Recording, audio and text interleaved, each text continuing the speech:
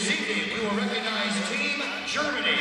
As I read each one of the names of members of Team Germany, Lee Heaney of the Las Vegas Organizing Committee will represent each color with the official competitor's pin. Ladies and gentlemen, please welcome Team Germany. Their skip, Alexander Bowman. Third, Daniel Walter. Second, Daniel Hemberg. Lead, Ryan Sherrod.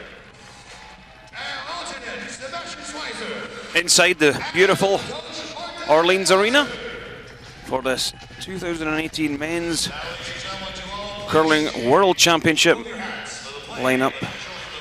They have the teams making their way onto the ice.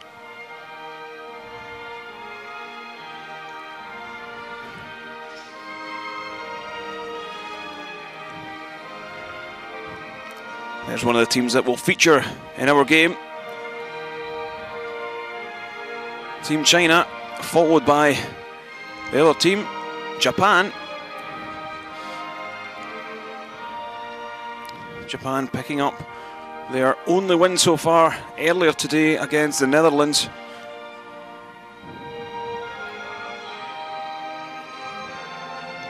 Still early on in the tournament, into session 8. All still to play for, no one out the competition yet, as we see the teams. So Team China, Shadulin at lead, Xu Yonghao at second, Socha at third, and Soduya, the skip.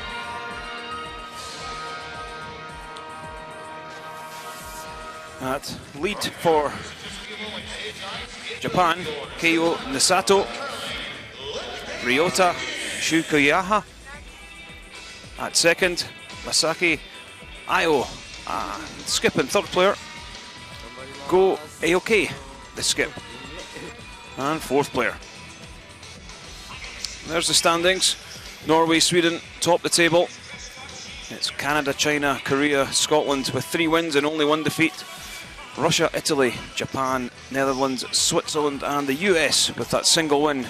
And at the bottom of the table there is Germany on 0 and 4. Elsewhere, the other matchups going on. Germany taking on the Netherlands. Russia will face Norway. China sitting 3-1. Japan 1-3. That's our feature game. And Korea and Sweden, the other one on sheet D. I am Kenny Edwards and I'm joined by Anne Swisshelm for this matchup. And I really do think that coming into this, China will be the strong favourites, but how do Japan go about trying to manufacture a win against this strong Chinese side? Well, Japan has started by bringing in their alternate for tonight's game. So Koji Nisato will be playing lead, taking the place of Oeyama. And I think Japan looking to just change up the energy. They've come close in a couple of games. They're a very new team that's here. And I think they're going to have to really up their performance and connection to the ice as early as possible in this game. China is coming off of an outstanding game this afternoon against Korea, where they absolutely dominated up and down the sheet of ice. And China actually did that again in the pre-game practice. They had an extraordinary last stone draw, so they will have the last shot advantage. So Iwai, the skip, who throws third stones, is going to have to really work to set this game up for Japan. And Nisato is going to get his first rack of the championship. Japan's throwing the yellow stones. China will be throwing the red ones. Yeah, just about to get underway.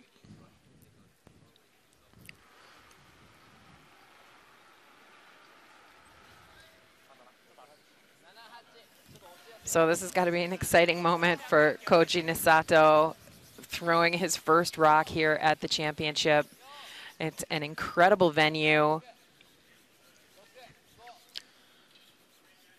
Yeah, Las Vegas really has embraced the championships here. Has held the Continental Cup 3 times previously, but it's the World Championships this time, and what a venue it is for hosting such an event.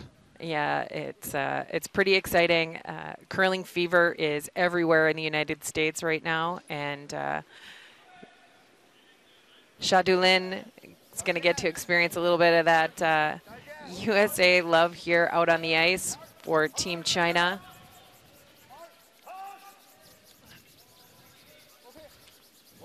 And both teams keeping it kind of simple as we start this game. Settling into the ice, how it's moving, the speed with which it's running, really important for both these teams.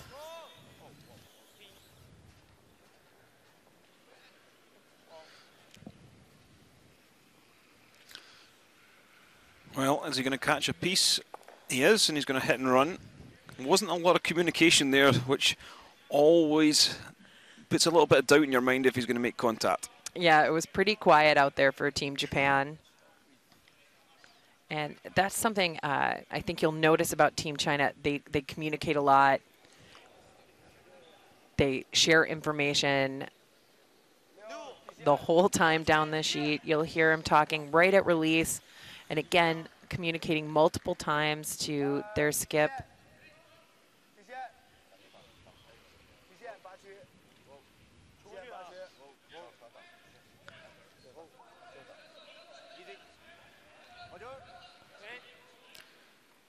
Just land that rock right in the rings, test the draw weight, keep things simple for China. And Ryotaro Shikuya gets his first shot.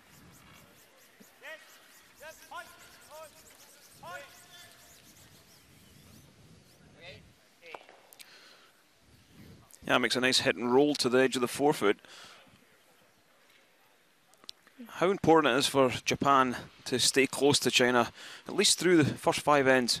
Yeah, and I think it's pretty vital to their success. And Xu Yonghao will try and make things a little bit more complicated for Japan. It's all looking pretty simple, and this is a straight spot on the ice, and opportunity Japan. But keeping China close is going to be vital for Japan's success. China is very comfortable with rocks in play. They actually like it kind of messy out there. So Japan's going to have to be pretty careful, play defense with great precision.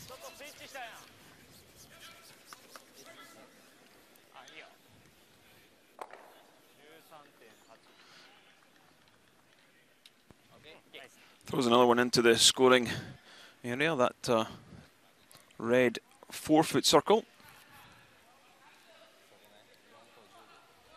No double opportunity, so we'll just play the hit and roll to the face of the other yellow, just to the other side of the center line maybe. Yeah, and this is, you know, just finding the management on this spot in the ice.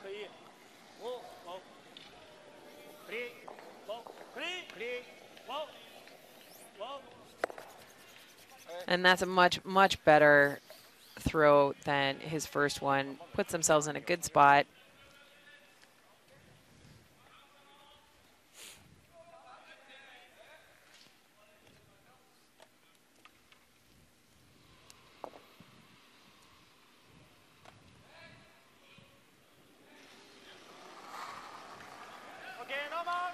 Asaki AY.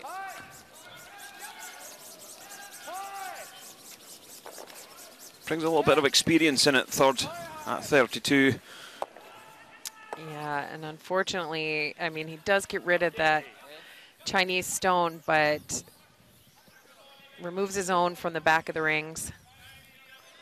And that was they changed the shot call while he was in the hack. And they changed it from one turn to the other, and that might not have been the wisest decision to do so from the far end. And now So Chang gets an open hit. He is on the edge of the rings. The pebble can be a bit sharp out here. And get a little bit of extra curl, but this one's floating. And they manage it pretty good there at the end. They do hit and roll out.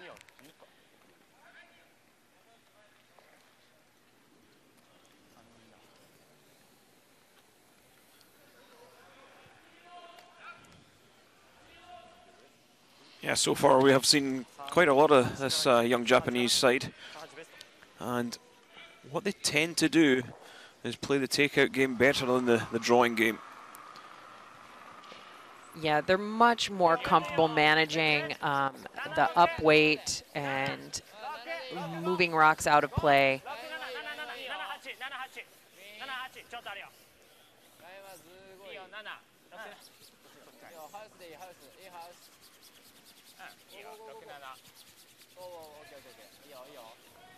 That draw nicely managed. Great chance to practice and connect to the speed of the ice.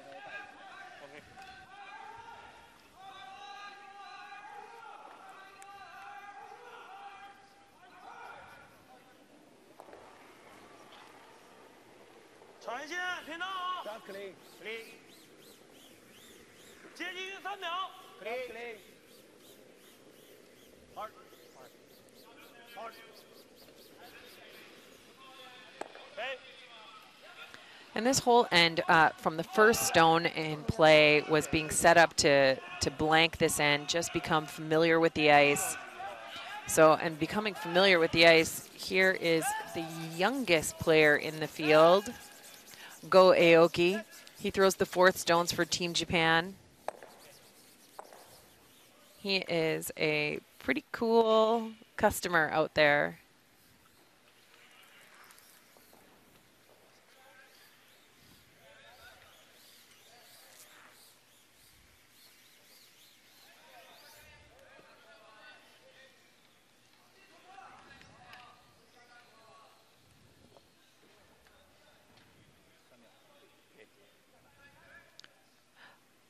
So Duja, skip for Team China.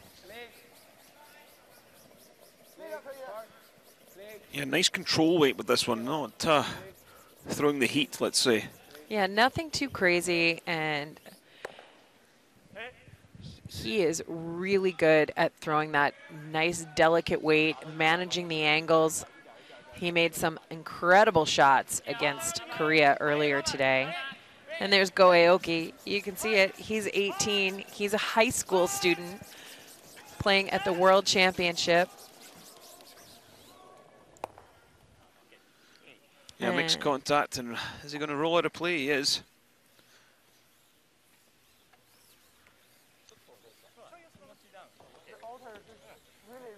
Certainly not been many 18-year-old players at a World Championship. Not very many 18-year-old 4th stones throwers. Yeah, certainly not. That's a pretty unique team structure that's happening for Team Japan. And with that rollout, it is an opportunity for So Duja and Team China to test a spot on the ice, maybe test the stones, throw the same weight he just threw in near the same spot just to see how they move. He's going to try and blank this.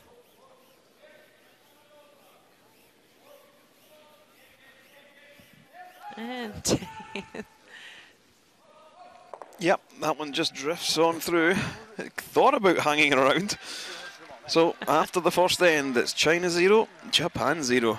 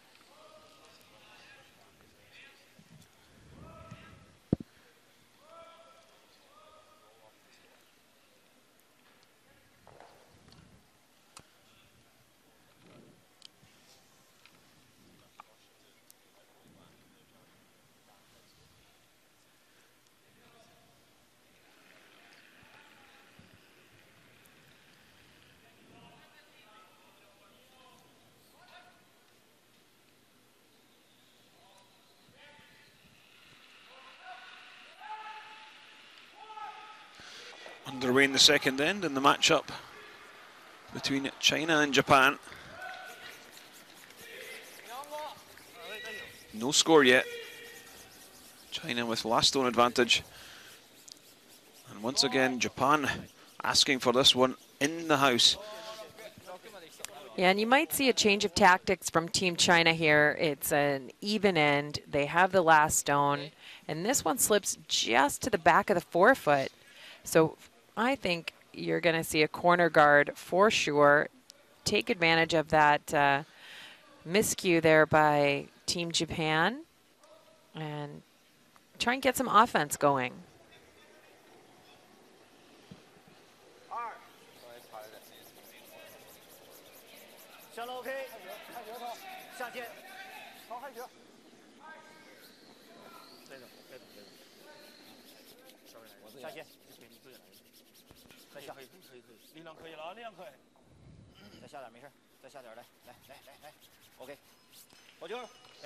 So corner guard is in play. And there we see the rules of play for the round robin. It's 6 ends minimum, 38 minutes thinking time, and 1 60-second timeout. So 6 ends are minimum. The game is scheduled for 10 ends. They have to play 6. Curling is a sport where you can concede the victory to your opponent if you feel that the game is out of reach, but you got to play at least 6 ends. And that 38 minutes of thinking time, that thinking time is different than a running clock. So your clock runs while your team is thinking about the shot it's going to play and talking about things. So China's clock's running right now.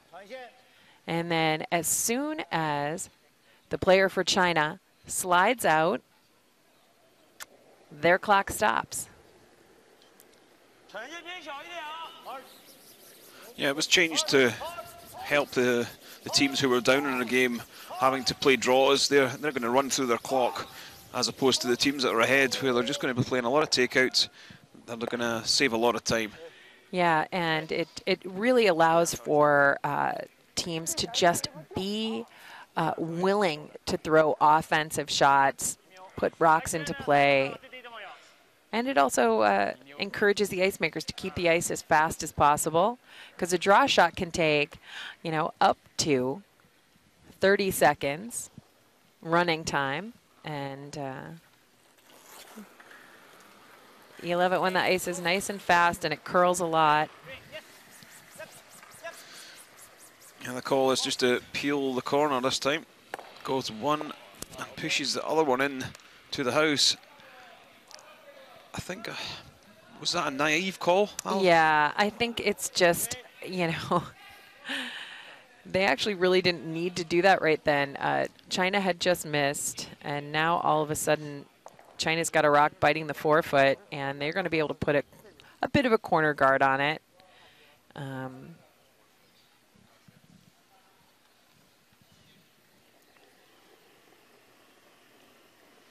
And I think that corner peel, they got a little careful with the ice, and then they got a little careful with the sweep call and just didn't manage the angles correctly.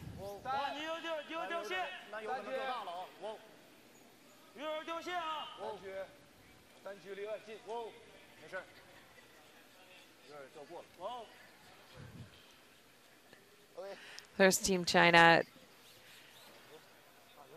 caught between shots there a little bit. Yeah, it didn't fully cover the red, so Japan will have a chance to just come down and push this red through and hold the shooting stone. See the green lights just coming on the handle there. So those green lights, when they when that handle goes over the hog line and an athlete were to foul the stone, hold on too long, those blinking lights flash red and the stone is pulled from play.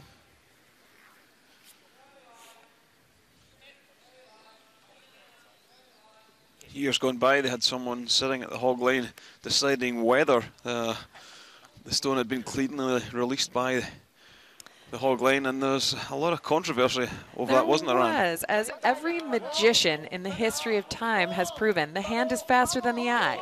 So when you had humans trying to decide the exact point of release, there was a lot of discrepancy, a lot of challenges to that. But there is no challenge to that shot right there. That is a beautiful hit and roll for Team China.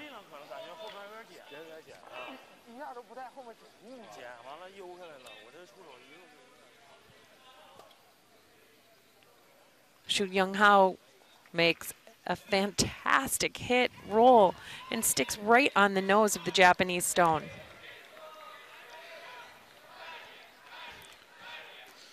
I'll probably just look to hit this one on the nose. They don't need to spray everything out of play, because then they could bring the corner guard into play. Yeah, if they were to try and peel everything out, then China just comes, wraps one right around the corner guard. So they just want to change the order of stones. They want yellow on top of red instead of red on top of yellow. And absolute disaster happens hitting on the wide side of that. Now China has a fairly simple opportunity to generate a score of 2 points. That corner guard is in play and could be split into the house.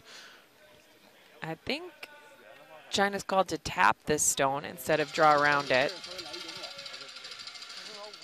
Yeah, I think you would play the other handle if you're going to play the split, because you're pushing the stone away from the house.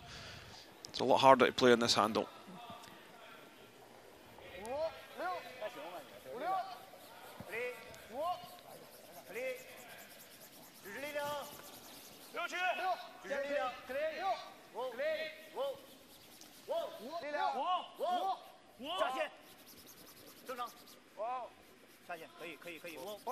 Oh, this is a beautiful draw around the corner. Look at this. That is buried and fully behind the Chinese stone. Yeah, let's take a look over in sheet A. Korea versus Sweden. Kim Cha-min in the hack, facing the Olympic silver medalists. Both these teams were at the Olympics. Just looking for a nose hit against two for a single point in the first. That one comes down nicely. So it's Korea 1, Sweden 0 after one end. Russia, Norway. It looks like Russia already sitting one, possibly two.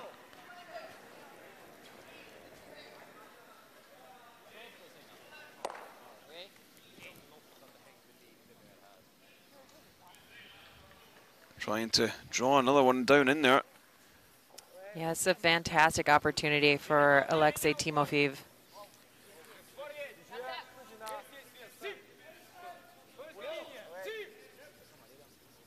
They got their World Championship duck broken yesterday by picking up their first win.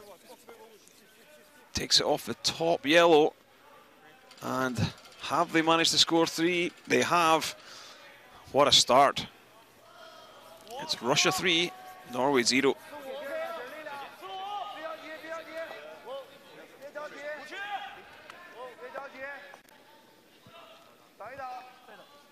So our feature game, Japan tried to run back to limit the damage, but the way things went, they just hit on the wide side and rolled out of play.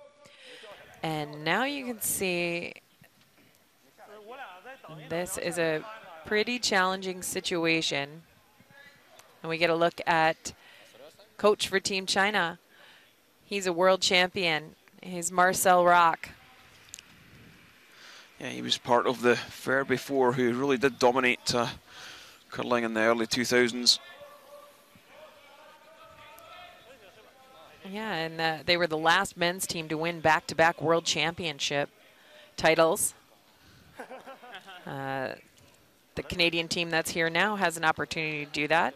Brad Gushu and company. They are not on the ice tonight. But Goeoki, our 18-year-old skip is, and he's looking for a cross-house double takeout. Hits one, hits the other, and rolls up in just to sit. First shot, great double by the young skip. Fearless with the takeout weight. Absolutely, as chill as can be. He's not worried about all of those stones in the house. He's going to make a couple of them go away. And we get a look at J.D. Lind. He's been coaching in Japan for several years with great success. Really helped advance the program.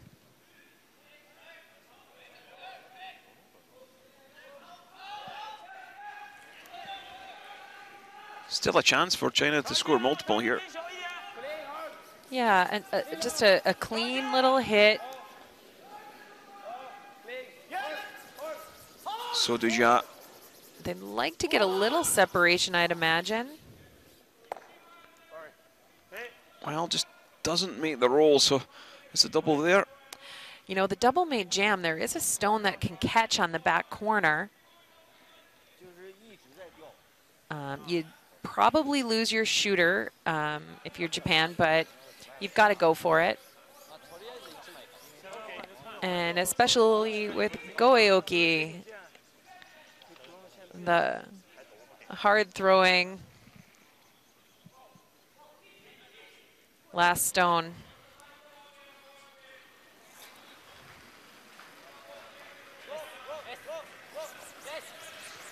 How's this one looking? Lots of wear on it. Gets one, gets the other, and squeezes it underneath the yellow. Great shooting by the skip.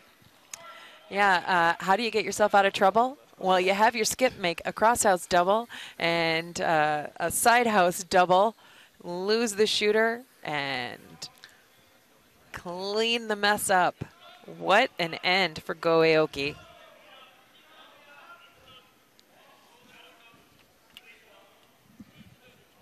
And it's the second end, but it's the same situation for China. There's nothing in the rings for their skip. He's going to throw that back line through the house. Wait again. Go for the blank. Yeah, not throwing a lot of weight at this. And this one just going to drift on through. So after two ends, no score on the board between China and Japan.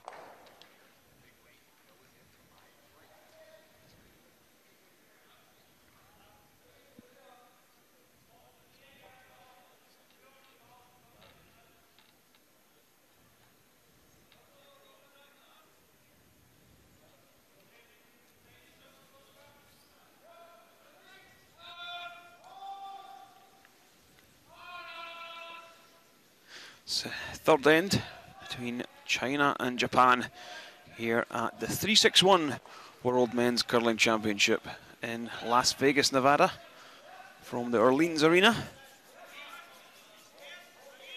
No score, but there has been some fantastic curling already in this game, hasn't there, Anne? Yeah, there's been really, really good shots and some interesting setups. So in particular, that second end. The skip from Japan with double takeouts.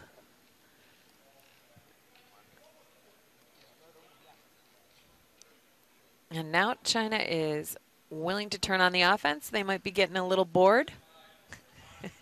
They want to put some rocks in play. They really do enjoy the challenge of the angles and the situations.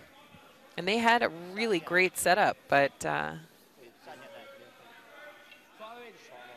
they came up against the Goeoki 18-year-old juggernaut and lost their chance for multiple points that last end. But they're going to go for it here. Yeah, what's the thinking of throwing the corner guard on?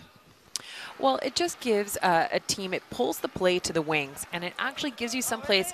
You want to hide a rock out in the outside edge of the sheet. You want a place to roll, and it's actually a bit of a decoy for the defending team that's throwing the first stones. It doesn't have that last stone advantage because they constantly think about that corner guard. They look at it, and the further it goes into the end, it gets bigger and bigger. And China's going to try and activate the corner guard. They're going to do it with a hit and roll.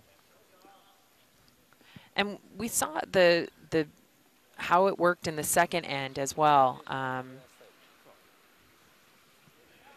For China, they were lying 3 at some point, and Japan only had 2 stones left.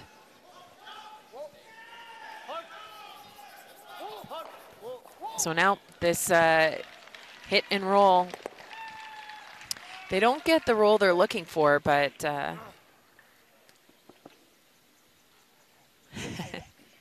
he's like, oh, just this much. And then, yeah, curling is a game of inches or centimeters, however you want to measure it. It's just even down to millimeters of a difference of where you hit a stone to whether or not you make a shot perfectly.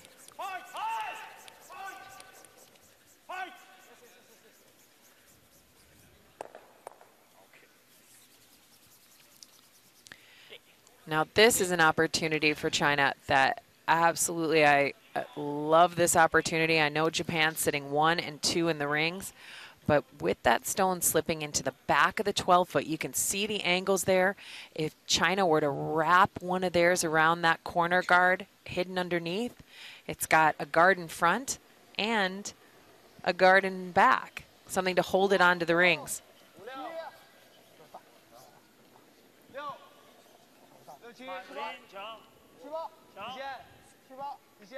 Lots of communication, have you said, Anne, describing where this stone will end up. Much information relayed to the skip and the third as physically possible. Yeah, and it really makes a difference in how well you execute each shot, in what you learn about the ice as well. You could throw it perfectly and it slides a little too far, but communicating through and sharing the information, it just means so much.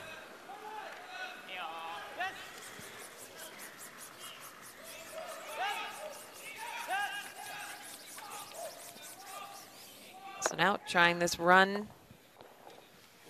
and actually it works out pretty good. They don't remove the rock that's count in the rings, but they do set up a staggered center situation that Japan might be able to use to their benefit, and China does not like it. So they see that stagger as being dangerous to their game plan.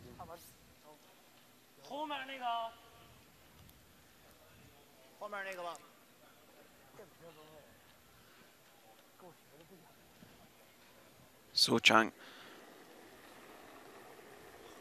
playing quite a delicate takeout just to try and push this Yellowstone on the top of the 12-foot. Yeah, and they're trying to roll the shooter over to the side. They're actually trying to get the, I think, the top rock, but they, oh no, they did make the change. Doesn't remove it from play and leaves a relatively straightforward double on the outside. Yeah, I actually liked going for the rock in front of the rings a little bit better in that situation. I felt like China could get a little bit more out of that. Hit that one that's on the top of your screen and roll for a corner guard, but they did remove the one that was in the rings. Well, they moved it back anyway.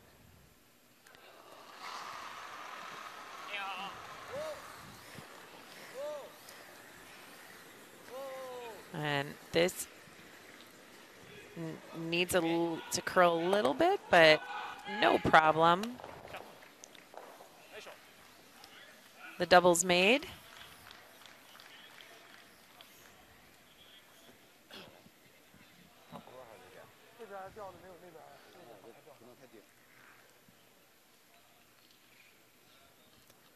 Not electing to come around the center. What's the thinking of this, Anne?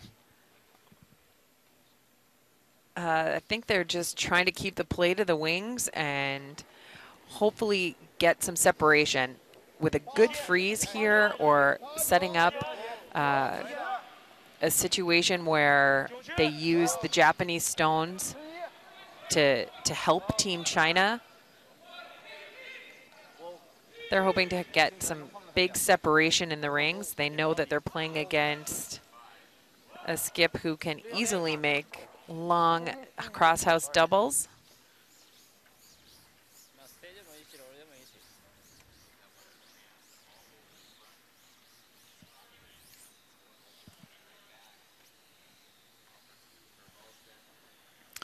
Yeah, left the red sitting in the 8-foot, so a straightforward takeout. Japan could be setting 3. As we take a look at Russia-Norway. Russia getting off to a great start, picking 3 up in the first end. Stefan Wallstad, chances to strike back with a 2 if he can get a piece of the 4-foot.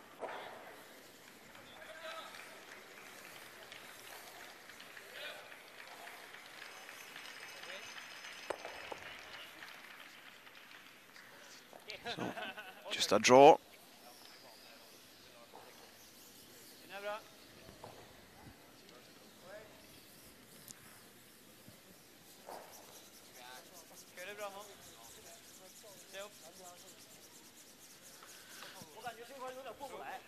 This one looks a little heavy from Stefan Wallstad, but it will pull up in time. So Norway pick up a 2 points in the second end. They still trail though, 3-2 to Russia.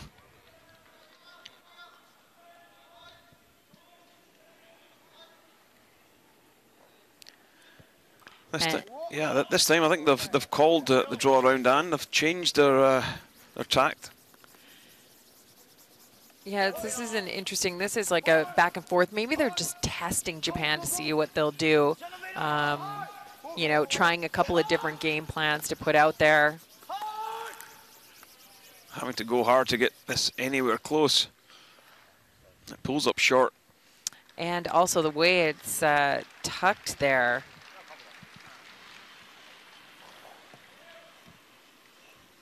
Japan now gets to use that rock. It's the rock I feel shouldn't be there from earlier in the end. I said Japan might be able to get back to it, and all of a sudden a miss by Team China allows Go Aoki a chance to show off what he hopes is perfect draw weight to go along with that up weight double takeout he's got in his back pocket.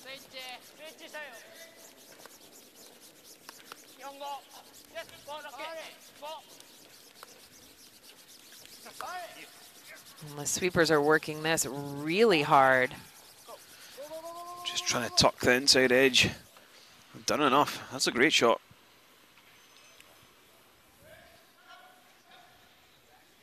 Yeah, that's the kind of shot you show just a part of it, and China goes for it. They might have to hit, if they were to try to hit, they would roll out, but so Dujas not falling for it. He's not going to hit that half a rock that he can see. He's going to try and draw all the way around. All he needs to get is a bit of the forefoot to be first count. He just saw this path. The thinking behind this is he knows he's going to try to have to score here. He might as well try and make two. Yeah, once they went for the draw on their second shot, instead of hitting the back stone, they were going for multiple score. Line looks very nice. Have they got this one far enough in though? I think it looks just counting.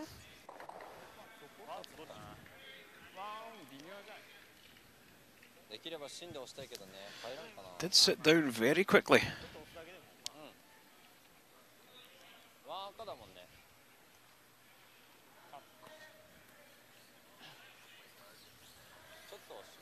Just going to ignore that red stone and play the tap on the yellow on the center line. Yeah, this is all about where you leave your shooter.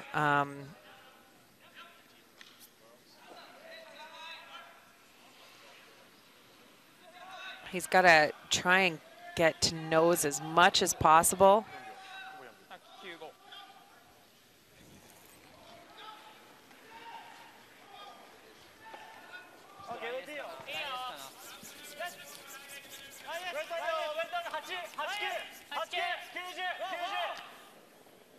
So this looks a little bit heavier than his first one.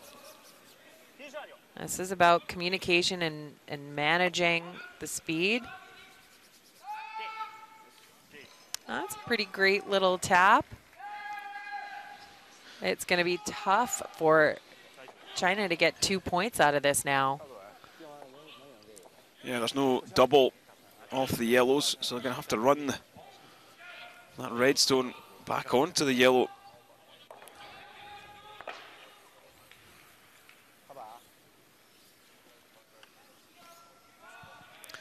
So we will get a score in this third end. Yeah, if all things were to stop right now, Japan would steal a single point. Team China is going to do all it can to tap that stone just thrown out of the rings.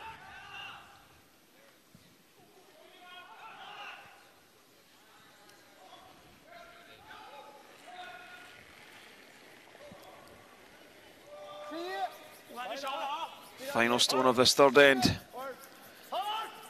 So Dujas just needing to catch as much as he can see, push the red back onto the yellow for a single point. This looks made. It looks absolutely perfect. Did he get enough of it? No, not enough weight. Yeah, so a slight mistake from So Dujas. Just a little bit light for weight. Doesn't push the Japanese counter far enough, so it's Japan 1, China 0 after 3 ends.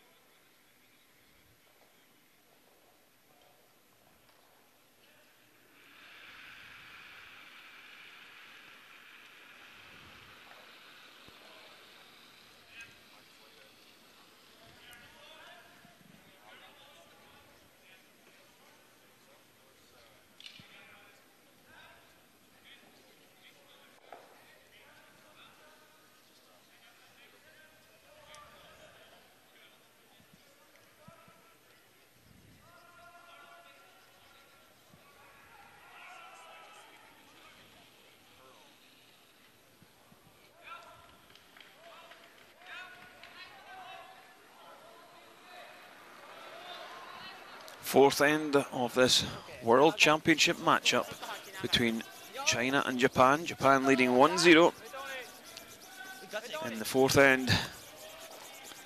Japan stealing one in the third. Yeah, and the real difference maker is the Japanese skip is playing lights out tonight.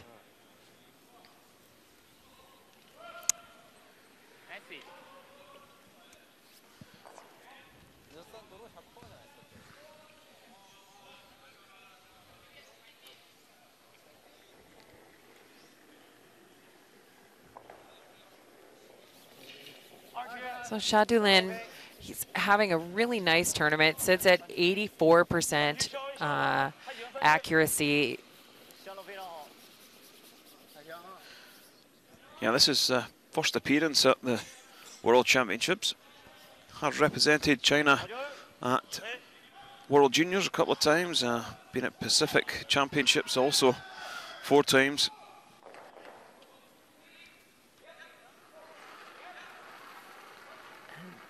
Koji Nisato, 76% for the tournament.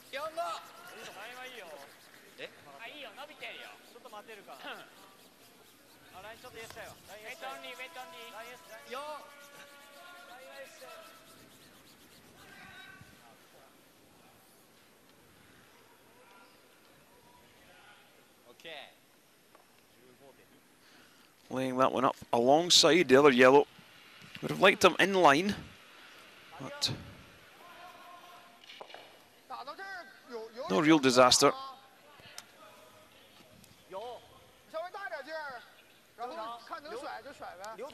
We're going to take a look at Sheet D and the matchup between Korea and Sweden. In the second end, Nicholas Sedin facing 3 red Korean stones.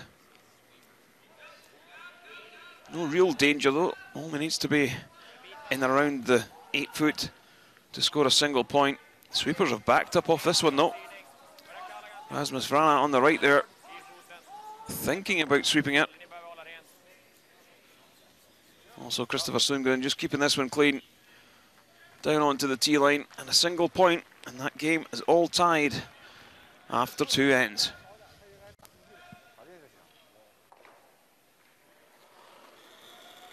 And we've got some simple setups happening here. Ryotaro Shikuya having a beautiful tournament, sitting at 88% for the tournament. And the key is executing those simple wide open shots, those kind of routine shots with consistency. It makes the more difficult ones a little bit easier. Chu Young-hao at 76%. Electing to play the draw around the corner guard rather than the takeout. Yeah, China is going to try and utilize the corner guard that they put up there. I always like seeing that. I think teams that throw a corner guard up there and never get back to it are really wasting an opportunity. And that's a great shot. You can see the angles are fantastic. He doesn't need to be count right now. China doesn't need to be count until the last stone.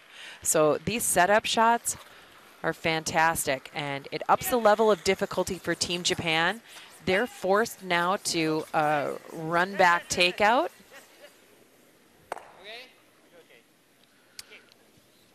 Spills the corner guard off.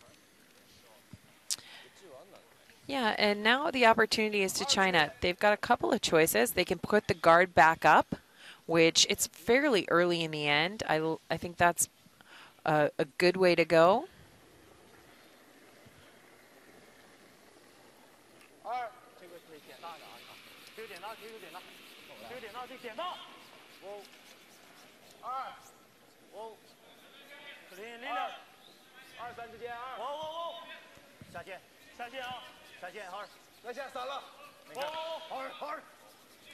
Don't want this too close to the house. Makes the double easier.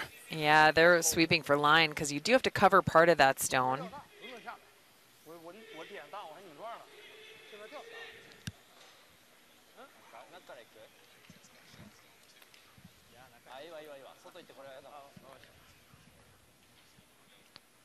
So taking a look at the angles. So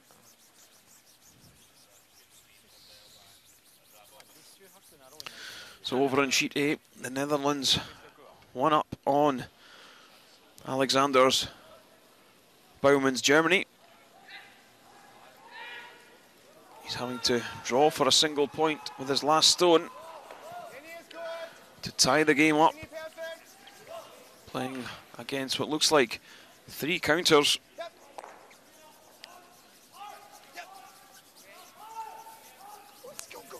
All 3 in, swooping this one down into the 8-foot. Makes it, and also ties the game, so they are tied after 3 ends at 1-1. And our skip from Japan, Masaki Iwai, while we were checking out what was happening on the other sheet, he peeled the corner guard off.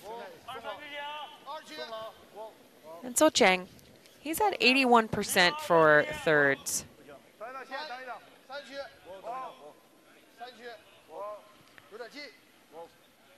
It's pretty good numbers, but the #1 shooting third in the field is up at 89%. So at near that 90th percent. And now this corner guard slipped a little bit tight for Team China.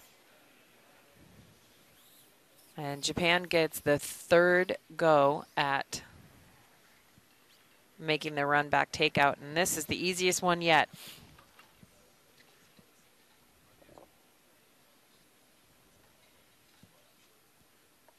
So we're talking about the #1 performing third in the tournament at 89%.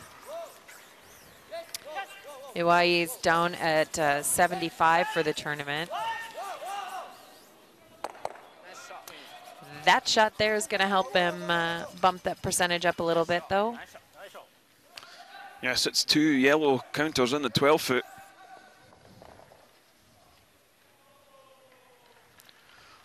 Very brave call to draw around that yellow out wide as we jump across to the Russia-Norway matchup. Alexei Timofev facing one, I believe. Very tight at the top of the 4-foot. See who's shot. Is he trying to come through that port between the 2 yellows to try and score 2 points? Yeah, he's got that lined up. If he can navigate that port with just a delicate little weight.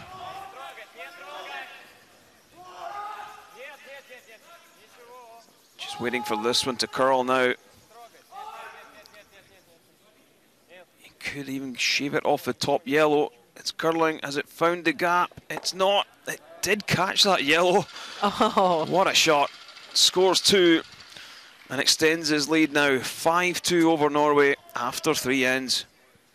Yeah, and China made a pretty significant sweep on this draw by So Chang to drag that rock as far as they did. They did tuck a piece of it, but Go Aoki has a short little run back to remove it. He's going to use his own stone as the weapon.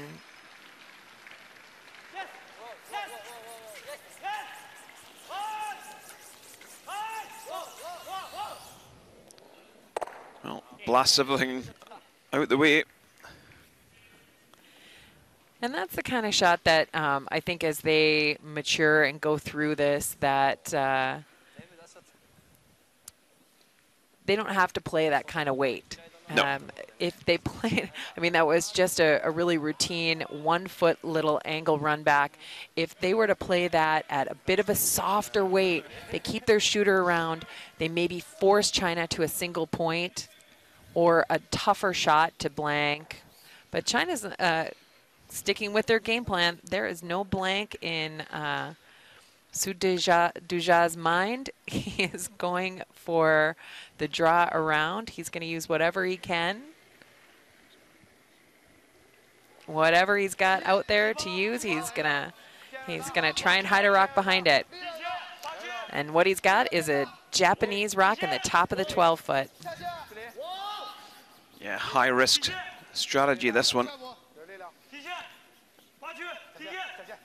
Passes the guard by quite a considerable margin. Yeah, did he hide any of that stone? Maybe a little bit. It started to bend at the end. He did tuck a corner underneath.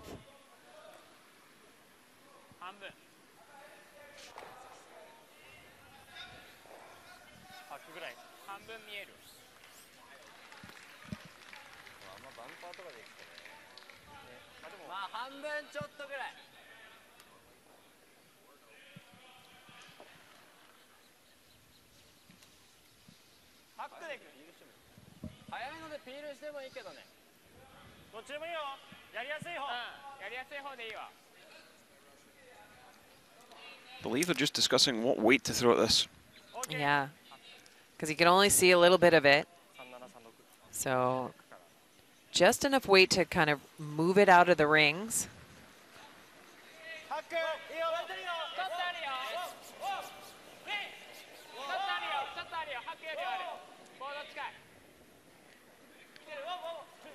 So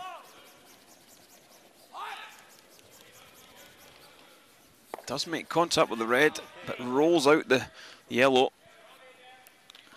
That gives China the chance just to blank this end.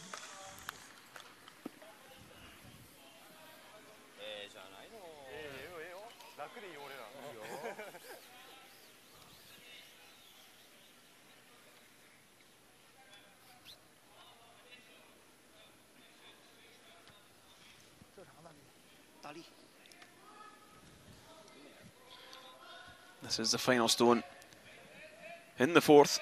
So Deja. Hit and run required. Going hard on this one. oh, there nose. Well, big mistake from the skip. Throws that one down onto the nose. China score their single point. Tie the game. 1-1 after 4 ends.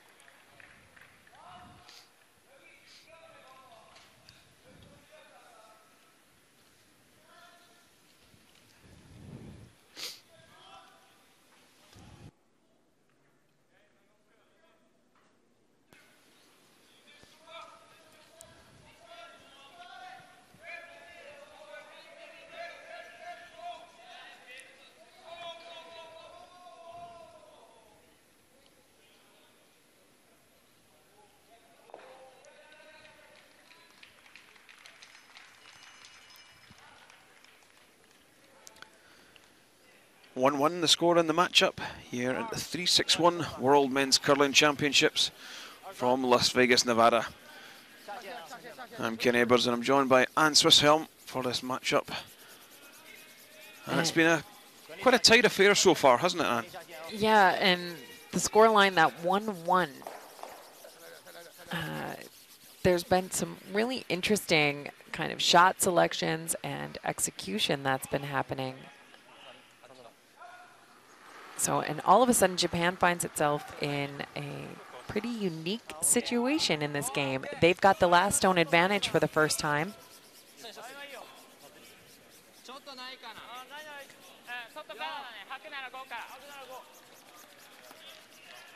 And with that Chinese stone sitting just a little on the wide side of the center line, off the center line a bit, Japan's elected to use that as its kind of corner guard almost.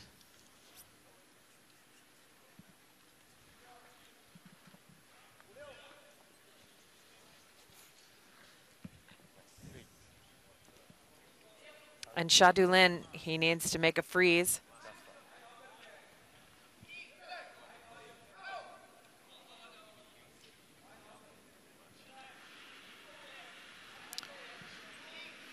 Yeah, needs a good one to get in on top of this yellow.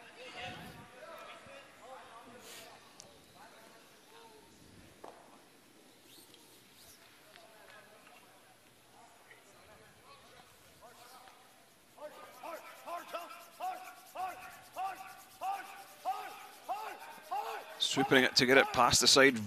Good communication once again. Yeah, really great awareness to the weight, the reality of the shot. Instead of hoping you're going to get the outcome you planned on, playing the reality of what you're given. And look at that. And it ends up looking fantastic for China.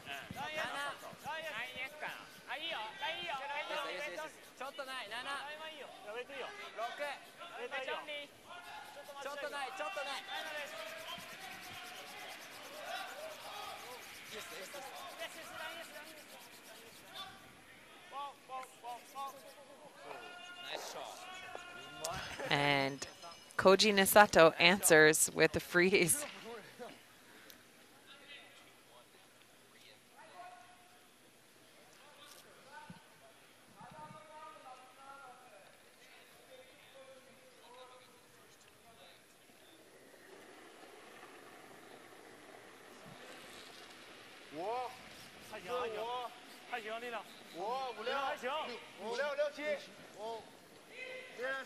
So lots of play around that first stone of the end. Yeah, the bit of an errant stone by Team China. Now they're looking to tuck another one, nuzzle another one right into the pile. But unfortunately, that one bounces off a little bit. The margin of error on that shot for Shou Young-hao was very little. And now Japan has a chance to play a little bit of a double takeout, maybe even just a hit and flop, kind of underneath, tuck another one in there. Would you ever just be tempted to come down at back 4-weight and nudge this red to the back of the forefoot and just hold the shooter? And with that little hit and flop, so that was another way to do it. Yeah, of course you'd be tempted to. I think we see some of maybe the more experienced teams knowing that keeping stones around behind the tee line can help you. And especially when you've got a situation like this where it's looking like someone's going to score. I know it's very early in the end. It's really pretty beneficial. This is a challenging shot selection right here. There's really no great place for Shou Young-hao to freeze a stone to. Just looking to cover the inside up against the yellow. Weight is very crucial on this. Can't afford to bounce off the top one. He has, and finds the pocket. What a shot. Yeah, that is pretty incredible. Great sweeping, nice adjustment from his first one.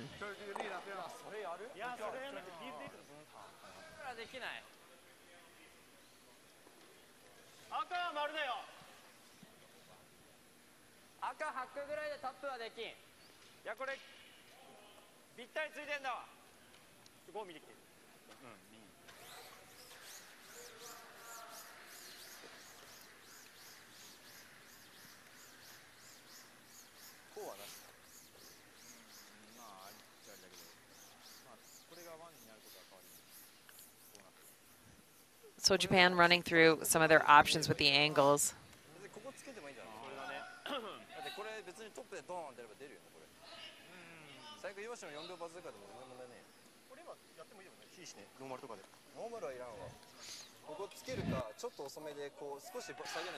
So elsewhere, on sheet A, Germany and the Netherlands, they're all tied at 1-1. Russia 5-2 ahead of Norway. Our feature matchup is China versus Japan. They're all tied at 1-1. And Korea heading the Olympic silver medalists 2-1 in the fourth end.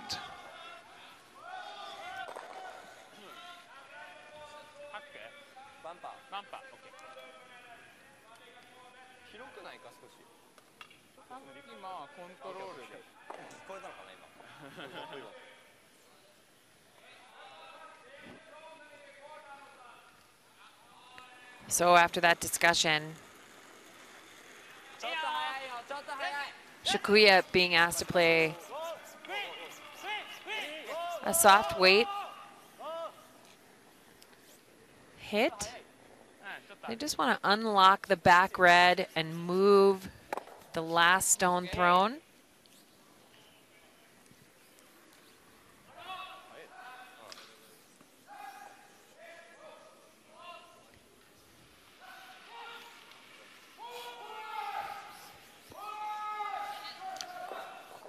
Still a good chance for China to get another one in on top.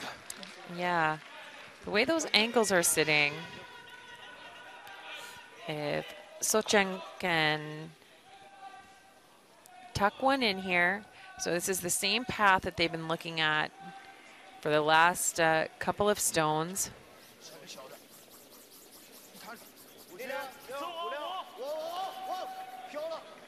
So that hard sweeping right away, that kind of killed the line. Now they're trying to make it curl. They're worried about weight. That hard sweeping early, and then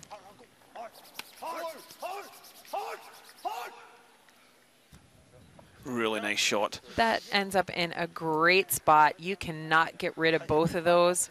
You might be able to bounce one to the back of the back of the rings. Very interesting to see the player that's just played the shot jumping in with the swooping. Yeah, it's fairly unorthodox, but we'll take a look over at what's happening on sheet B. So Russia sitting count, and Stefan Wallstad from Norway has a short run back, and it looks like it's for one.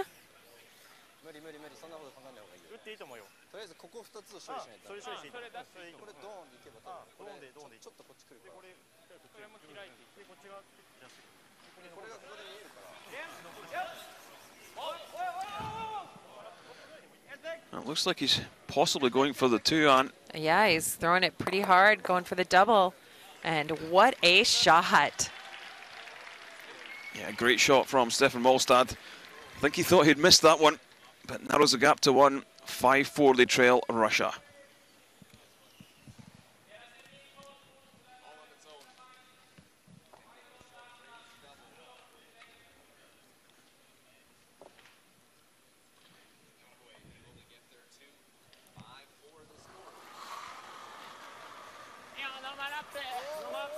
Lots of weight on this one from Masaki AY.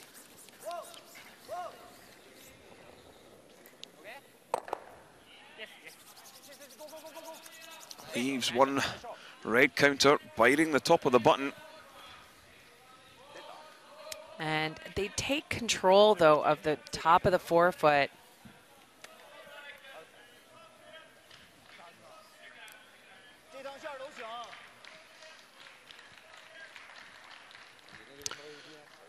All square in the matchup between Germany and the Netherlands. You see Netherlands sitting two in that forefoot area. Jaap van Dorp, a chance to score three.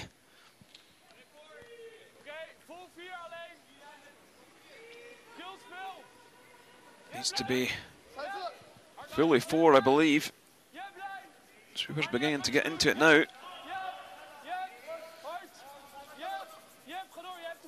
This one's going to pull up short, I believe. Just not enough on that one. But the sweeper's left it right at the start. Could have even come right to the face of that yellow for three, sorry. But it's only a 2, but they lead 3-1. And China through the guard, guarding for their life on the third, second stone.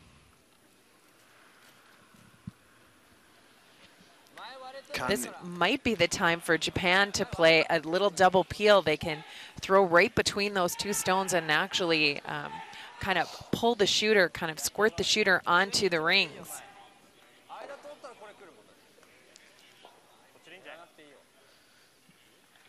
Would you ever be tempted to come down and try and pick that red?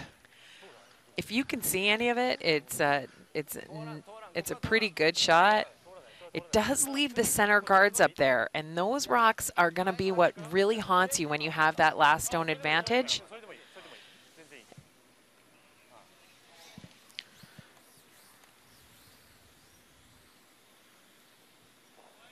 So if you hit the guard on the left, you might be able to bounce off the back side of the guard on the side and send another rock into the rings.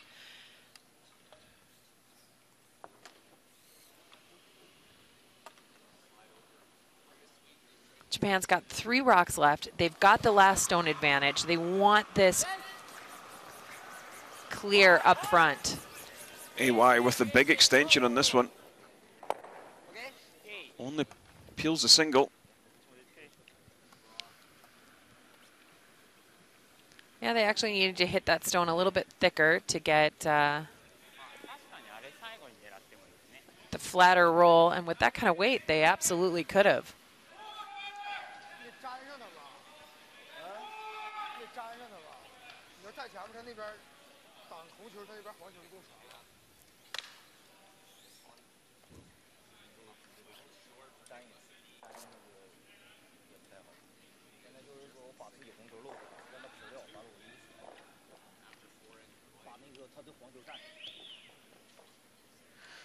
China just electing to guard up once again. China living life on the edge a little bit with some of their shot calls here. But if you make them, having to go hard on this one a little bit. yeah, so that hard early holds the line, maybe creates a little bit of distance.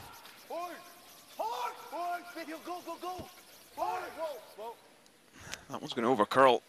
Yeah, and that sits really long. Now is the time for Japan to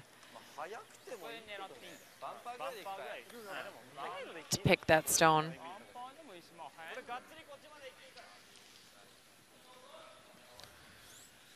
You gotta wonder that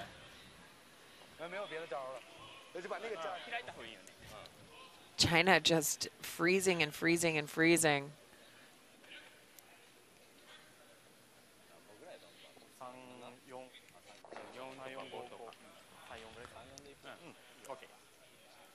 And Go Aoki.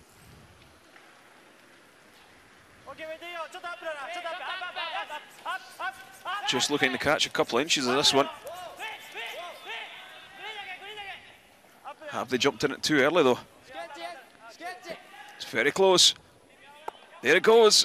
A score of 2.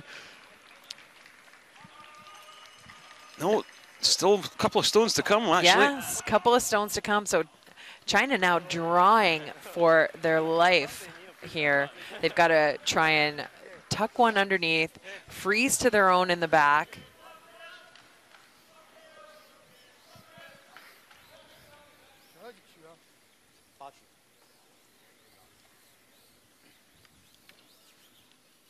Crucial shot now. Can't afford to catch that top yellow.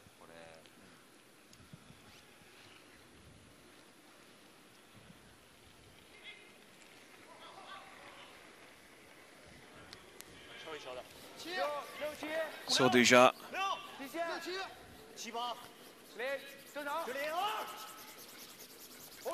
Oh, and they're working hard. This one looks light for weight, and have they made it past that top yellow? I don't believe they have. But they have made the draw a little bit tougher. Japan's sitting 2 right now.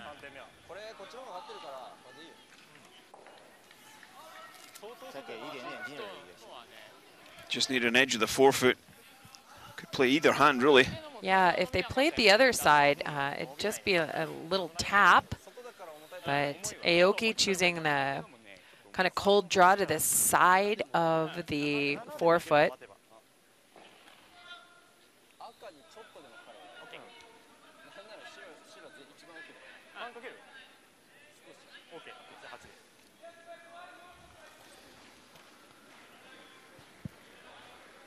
Final stone of the 5th end. Go Aoki. A chance to score 3. What an opportunity for this young Japanese side. This one looks a little high for line. Too much in the tank with that one. Drifts to the back of the 8 foot. It's only going to be a score of 2, but what a start for Japan. They would take that at the break. 3-1 ahead of Team China.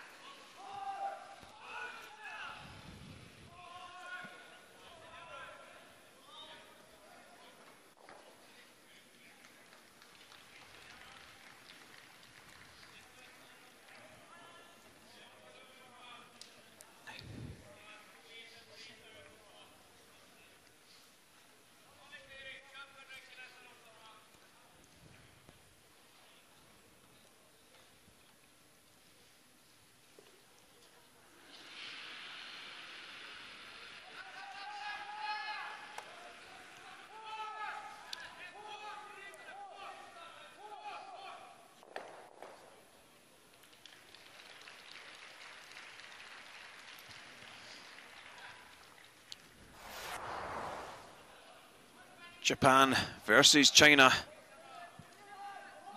Go Aoki with his final stone.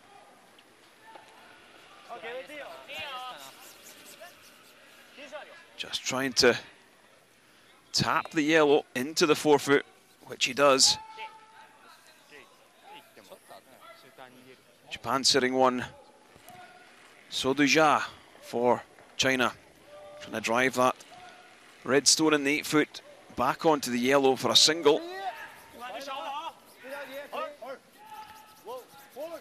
This one makes contact, doesn't push the yellow far enough. So a steal of 1 for Japan and the first score on the board. 5th end, lots of stones in play. Japan already sitting 2. Go Aoki. The in-turn draw for 3. Just put too much weight on this one. It slips to the back of the 8, but as they head into the 6th, it's Japan 3, China 1.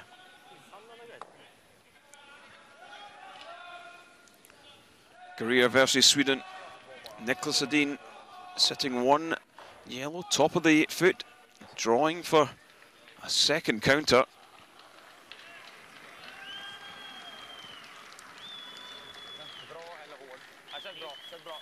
Vrana and Sundgren going coast to coast on this one. This one looks well light. They're going to back up early on this one. Nowhere near from Nicholas Edin. Crashes the guard.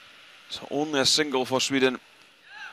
They're tied at 2-2 after 4 ends. Elsewhere, Netherlands 3-1 ahead of Germany. In the 5th end, Russia, Norway having a great tussle. 5-4, Russia leading that one. Our feature matchup is Japan 3-1 ahead of China. And as we've just seen, Korea 2-2 with Sweden.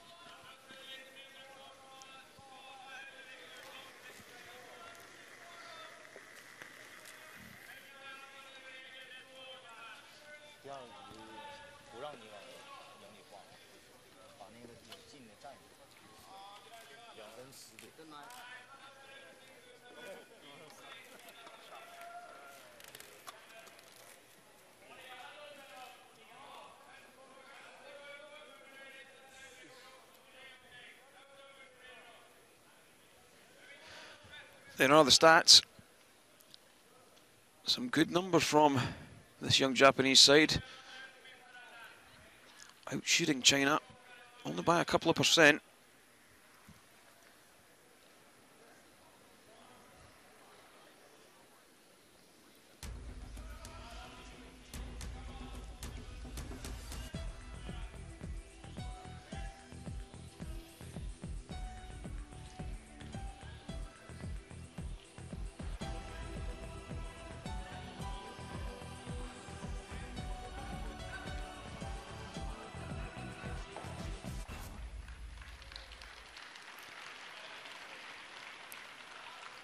Back with the coverage of this 3-6-1 World Men's Curling Championship.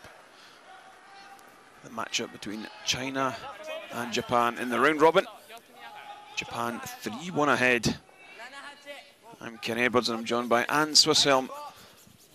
Japan really have impressed me so far in this game. Absolutely. They are making a ton of shots. China is kind of going after things, though. China really is playing kind of fearless. It's a little reckless, and it's leading to to Japan executing quite well. But if China ever strings together a couple of shots in the back end, Japan might be in a little bit of trouble.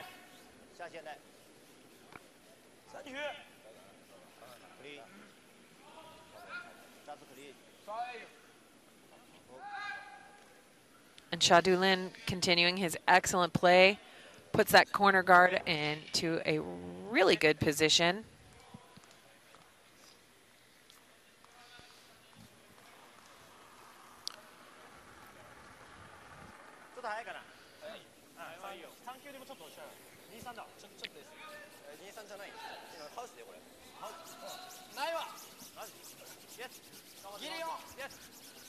Nisato for Japan, just looking to protect that yellow stone in the forefoot.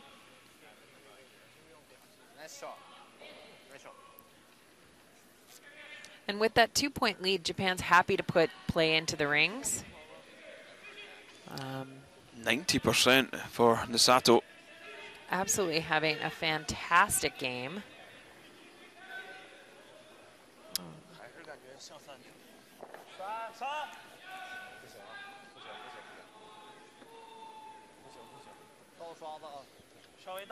China going for the double corner guard, so they're putting one either side.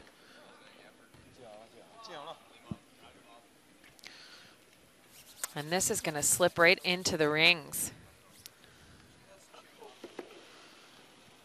Not a great start to this sixth end. It was kind of an unnecessary shot. You really don't need two corner guards. You need the one. And Ryotaro Shikuya playing above his average as well. Japan really, really firing on all cylinders here tonight.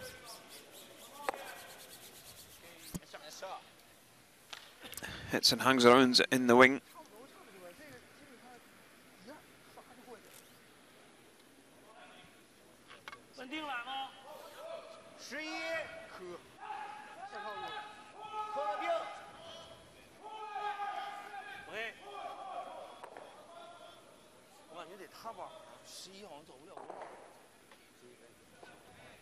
And China's going to look to change up the angles here. Move some rocks to the back of the rings. Chu Young-hao struggling just a little bit from his overall average.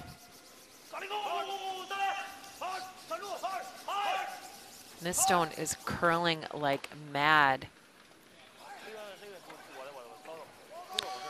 Well, big mistake as that drifts to the back of the 12-foot. And it's fourth count.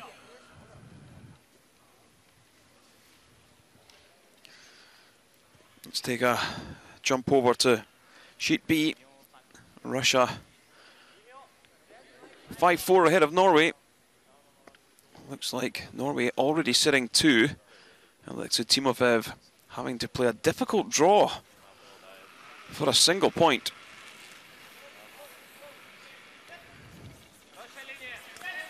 Yeah, his options are either draw this wide side around out to the outside or try and navigate through a port. And Alexei Timofev, he is around the wide guard and beautifully onto the tee line. Yeah, great. Picks up the single point, 6-4. They lead Norway.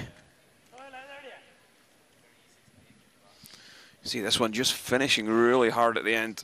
That is a very difficult draw, perfectly thrown. Russia's got to be happy going into the break.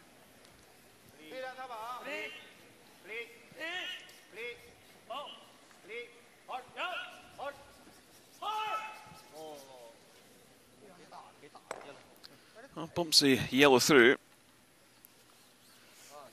No real danger for Japan at the moment. Yeah, for Japan now, it's about executing these more routine shots.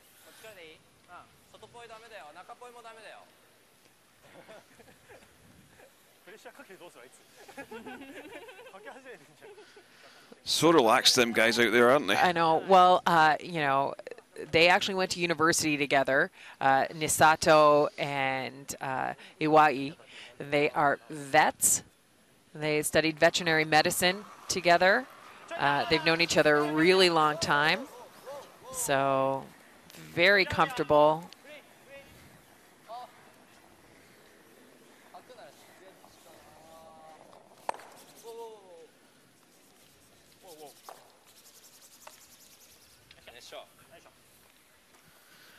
You know, leaves Japan sitting 3.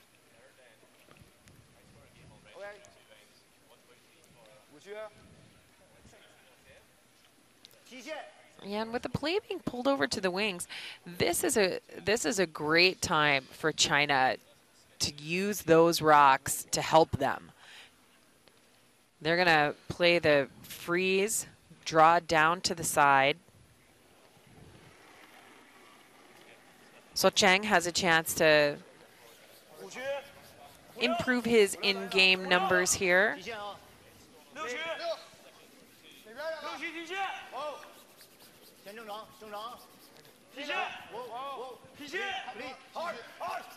Just looking for a corner freeze, I believe.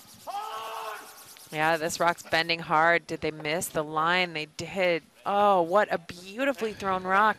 And that's just about that little last second hard finish to the wing. Just missed it.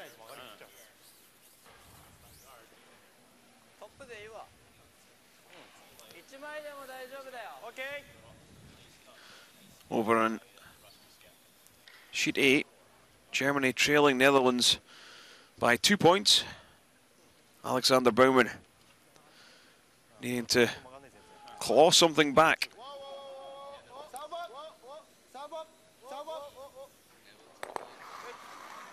Pushes the red onto the yellows and picks up the single. That one 3-2 as they head into the 5th end break.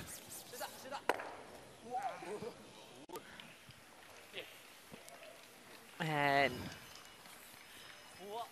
Team Japan executes the takeout.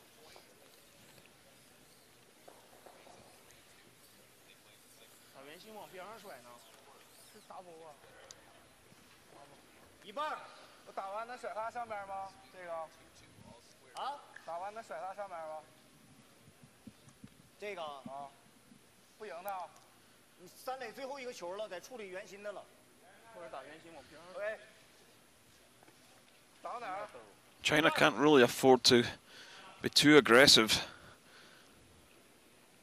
Don't want to go giving up a steal in this 6th end.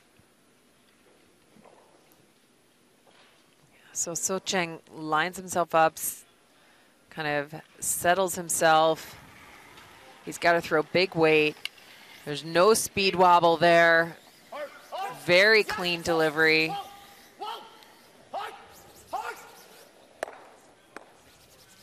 Makes contact with the second yellow, but doesn't push it far enough. Opens up the forefoot area though. Yeah, it does, and it does make things a little bit simpler for China. There's still a lot of Japanese stones in the rings, but they are all out into the 12-foot area.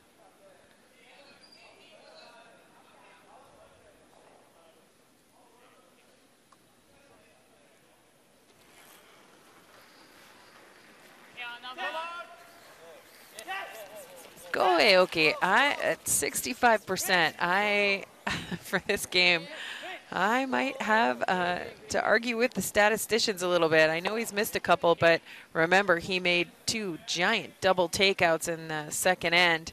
He made an incredible tap to sit shot in the third. I might have given him some bonus points. Yeah, absolutely. Some great shots. That's the problem if you're a skip, though. It's a you make it or you don't make it. Yeah, it's 100% or 0 most of the time. So, and So Duja, he's going to look for 100% hit and roll over to the wings. Maybe freeze on to a stone, a Japanese stone in the wings.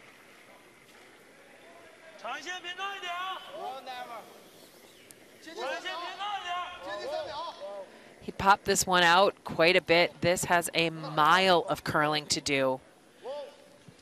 It has made contact but didn't remove.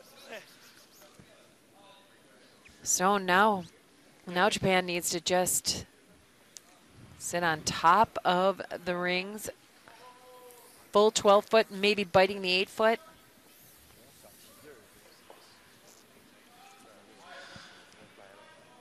Yeah, nerves maybe beginning to come into this game now. Japan just seem to be out there enjoying themselves. Yeah, they are really enjoying this moment.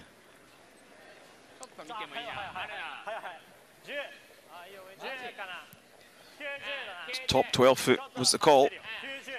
Yeah, this looks a little speedy.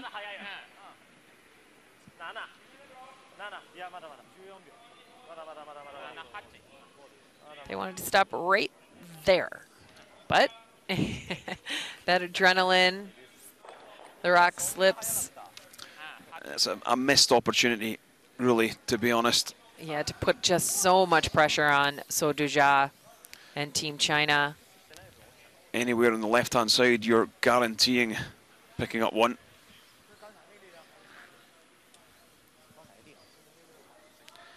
Can use the yellows on the right-hand side to catch your shooting stone. Yeah, so if he happens to be wide on this one, he's got a catcher's mitt.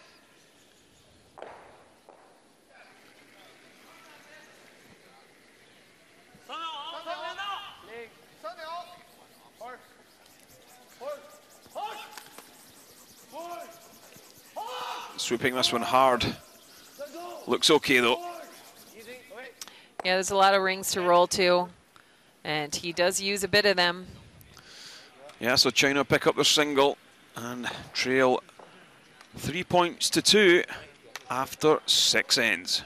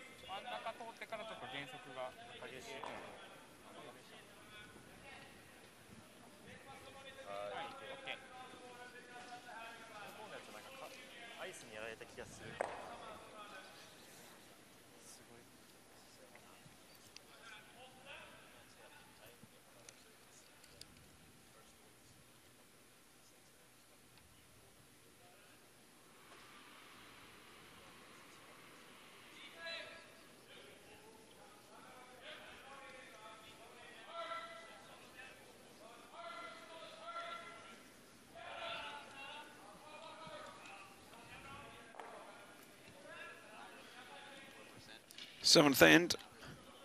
Japan with the lead and the hammer. 3-2 ahead. Can they hold their nerve and close this game out? Well, they got their first win earlier this morning against the team from Netherlands, and Japan playing pretty confident and pretty comfortable out there. And China looking a little bit tighter than right at the beginning of the game, looking a little like they're really reaching for everything instead of having it kind of naturally within their grasp. Yeah, maybe just trying to force the game a little bit too much. Yeah, and we know they made some kind of aggressive calls, or maybe, you know, I described them as fearless. Maybe they were, even a little out there kind of calls in the first half and forced them into maybe more difficult situations than they really needed to be in, and not getting the perfect execution created opportunities for Japan.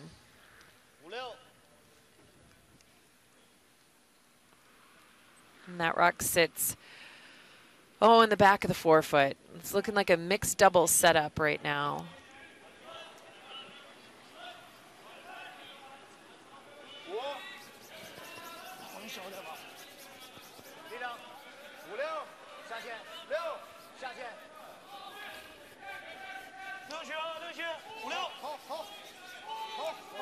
Freeze was the call. This does not have the legs for the freeze, but it does tuck nicely underneath the center guard. I believe the yellow is still short at the back of the four. Nasato for Japan.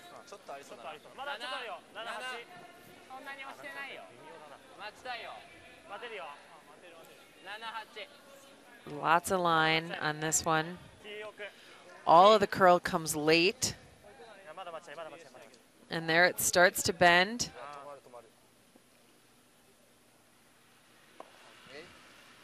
Now that was a shot maybe with a little more communication, Japan would come around. Instead of hoping it stops in the right spot.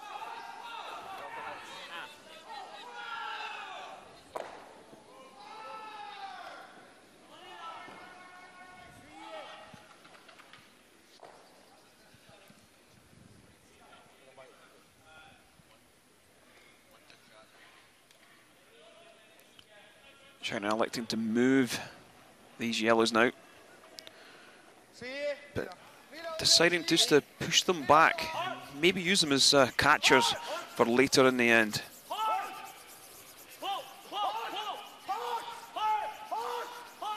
Not a lot of weight on this, it's past the guard. It does push the yellow through, just enough weight.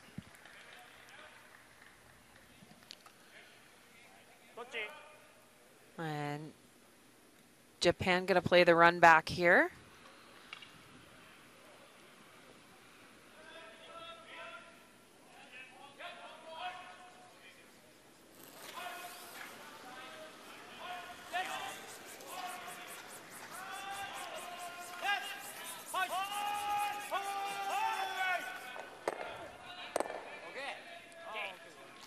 Well, rather unfortunate there. Yeah, I mean, it's a It's hard to stick that like that. Just a little unlucky. They do move things off directly behind off the center line a little bit. And there is a nose double takeout available if China should fail to guard. And China's going to freeze another one in here, it looks like. Not what you would see most of the teams do out here, Anne. No, and this is, again, this is where China keeps pushing and pushing, and I feel like they're just anticipating a missed shot out of Japan. And Japan has not been very complicit in that game plan.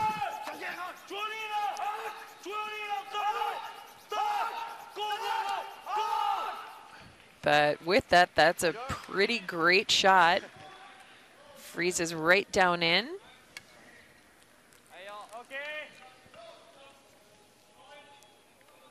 Japan definitely needs to make a play at these. Really, I think the best they can hope for is to get rid of 2 of the Chinese stones.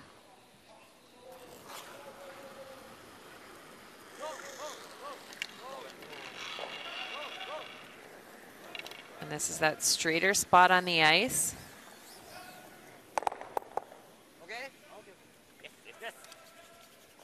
And that is well executed. They knew they were going to lose their own stone in the back of the forefoot. They've got no trouble with that. That stone was not meant to be there to begin with. Yeah, a bit advantage to China. They've got 1 in behind that guard. It's about to be 2 in behind the guard, I believe. That's going to be the goal.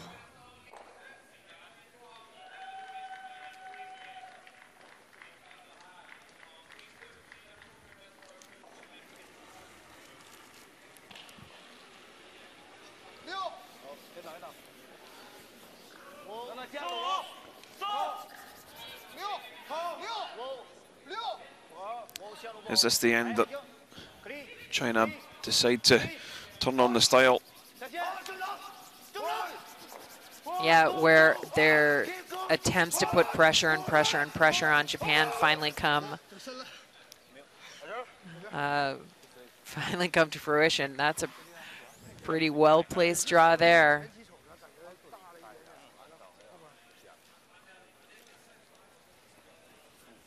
There's still lots of rocks left for Japan. They're going to play this run back here, try and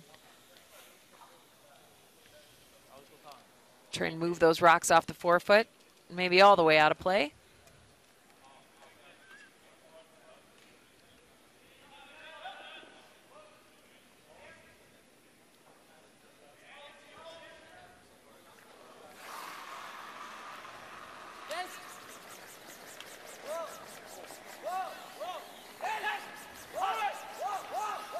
AY drives it back, gets 1 of them. Great attempt, so close to making both of them go away. Yeah, they just actually overswept that a little bit.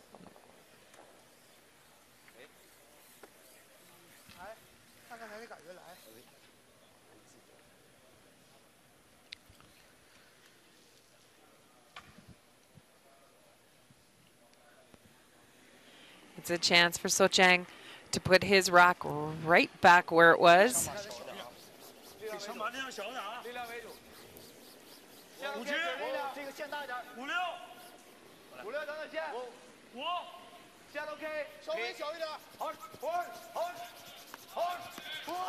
Again, this one looks okay.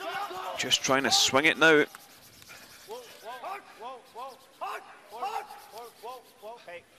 Nice shot. It's just a great shot, and Japan sticking with the super long run back as their defensive option.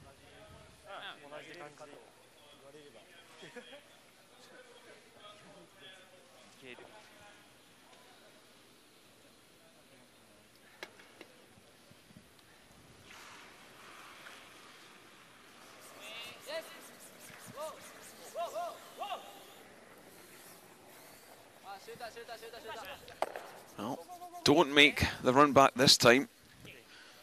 And also have blocked possibly the draw down into the button with the out turn as we jump over to sheet B. Russia 2 ahead of Norway. Stefan Wallstad with a chance to pick up 2 and level the matchup.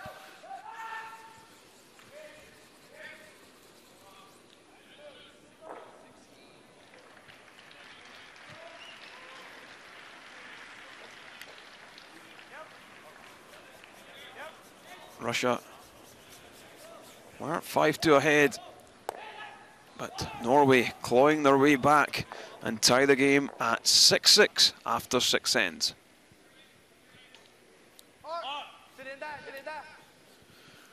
And China, tons of pressure on Japan this end.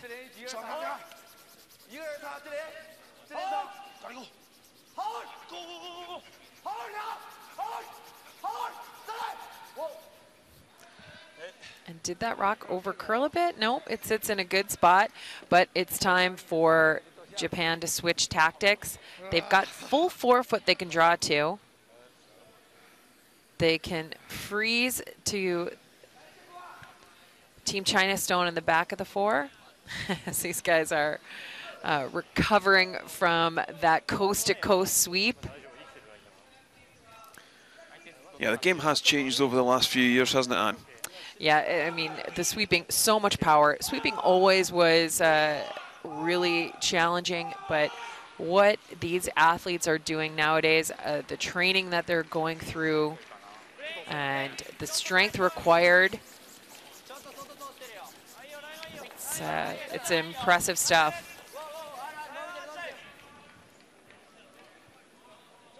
This one's sitting a little high from AOK.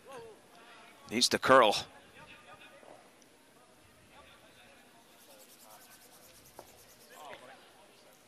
Maybe just overswept a little bit. Those guys were a little aggressive in the beginning, but he is shot.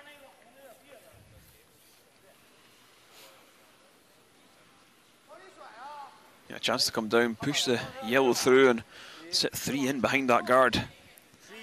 Then you're really asking the question, what does the young 18-year-old Skip have, or 4th player have in his locker?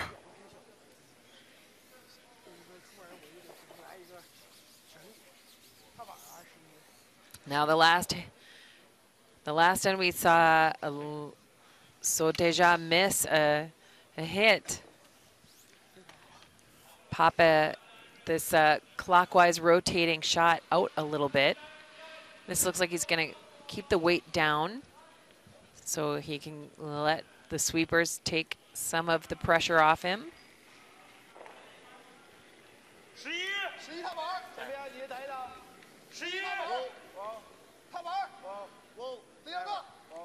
This is a long way to curl. Could bounce it off the red though.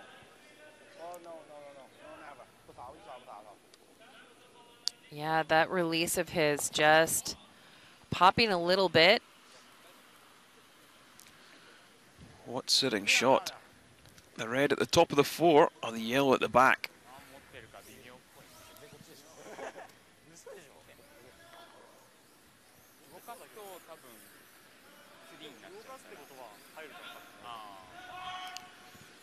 Not sure if it's a draw for 2 or just a single. No matter what, it is a little patch of real estate that Go Aoki needs to hit. If he is shot, he can't move himself at all. He can't over curl and tap up the red stone at all. So they're saying this is heavy.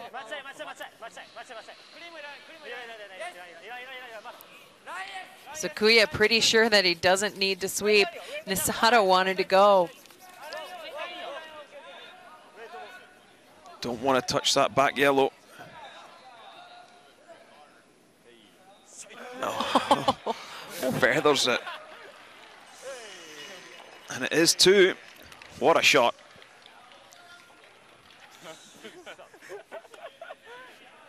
Score now 5-2. Japan lead China.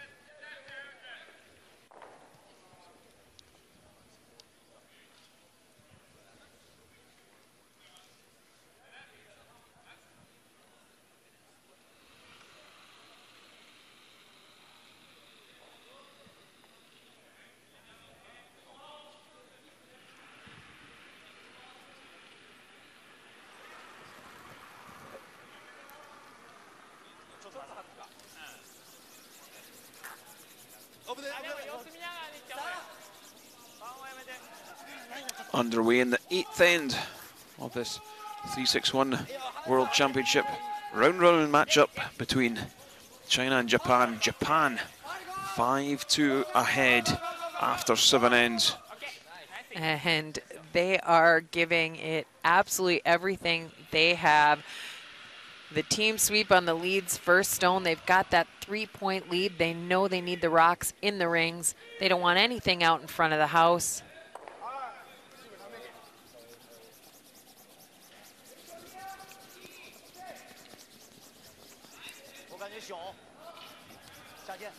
Japan certainly in the ascendancy, maybe finding their feet here at the World Championships.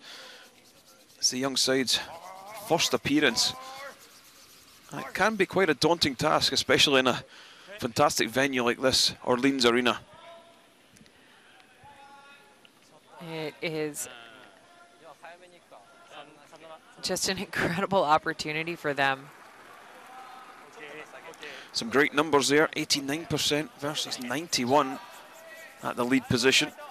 Yeah, it's been a beautiful battle of setup shots for both these teams. And, I mean, really, the difference maker in this game has been the battle at 4th stones.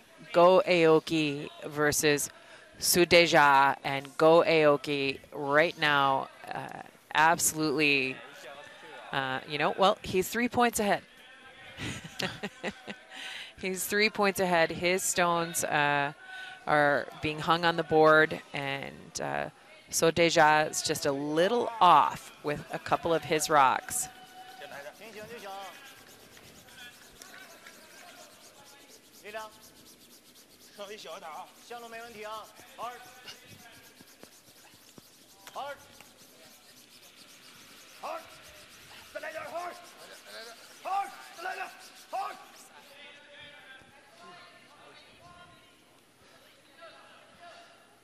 So a tough situation for Korea.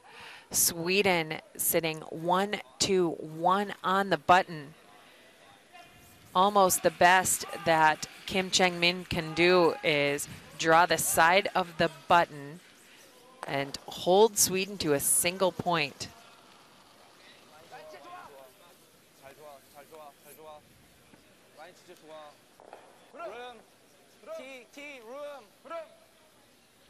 So this is all about the sweepers landing this stone right on the tee line.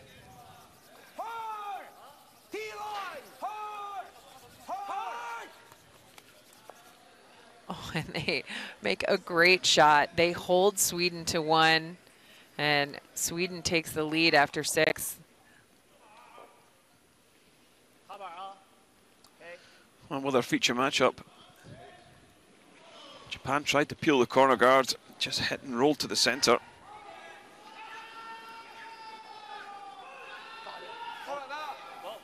Yeah, and those are the kind of mistakes that China need to really take advantage of. Those little half shots out there, they need to follow those misses with fully made shots.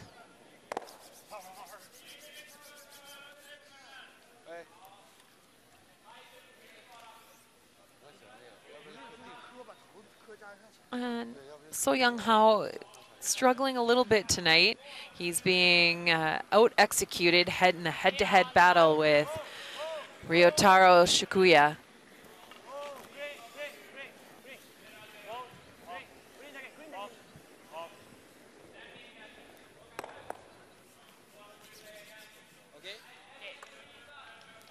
Leaves Japan sitting 2. There's some guards in play though. And they're the danger stones for Japan. Absolutely. And China needs to take advantage. These moments, upping the level of difficulty that Japan is facing. Really critical.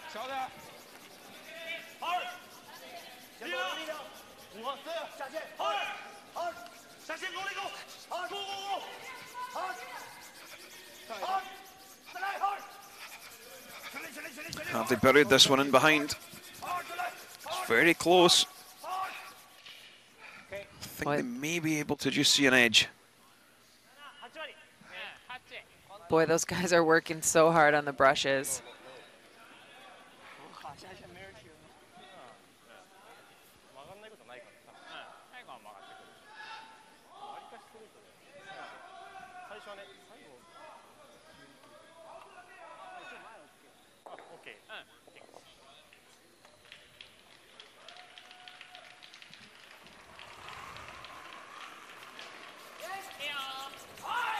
So the Japanese skip, maybe a little tight. They called right away. But it looks all right. They oversweep that a bit. Yeah, just jumped in it a little early, I think, Ant. Yeah, the vice skip, Goeoki saw something in the release, had him sweep right away. But that's that pretty even battle at third stones.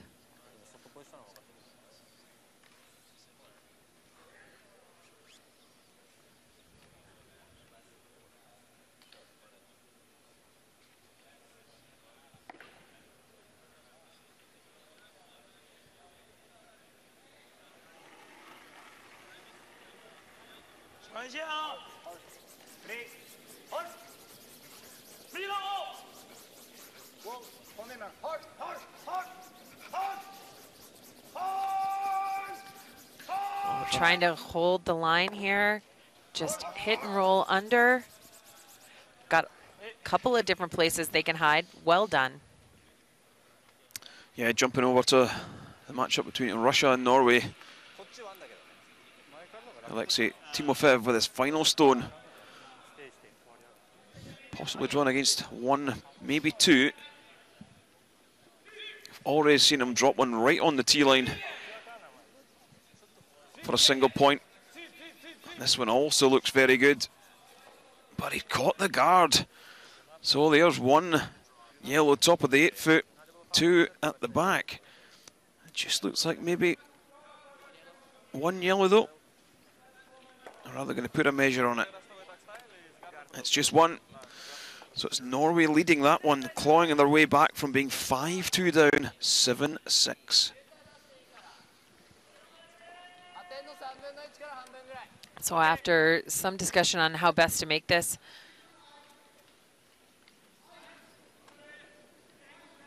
Japan decided that they're going to use their own stone to run in on the angle.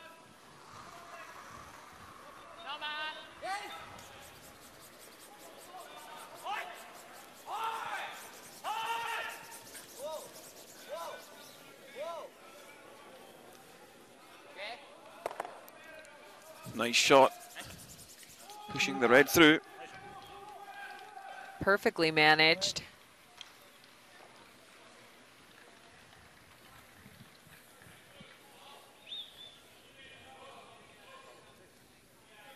China's game plan is pretty clear.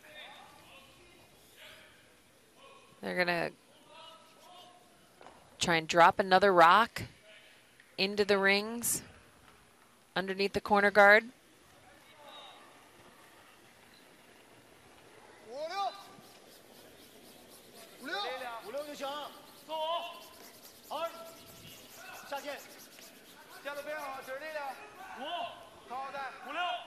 Still a good chance to generate 2 in this end.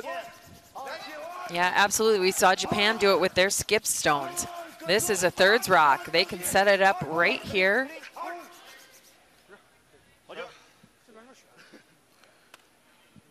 Again, a full sweep down the ice. They bury that rock right behind.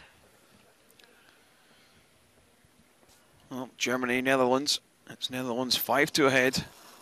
Alexander Baumann with a nose hit. 4-2. It's wide open, that Yellowstone in the back 8 foot. Line looks really good. Takes the yellow away. And after a quick look, it is 2 points. 5-4, Netherlands lead that one.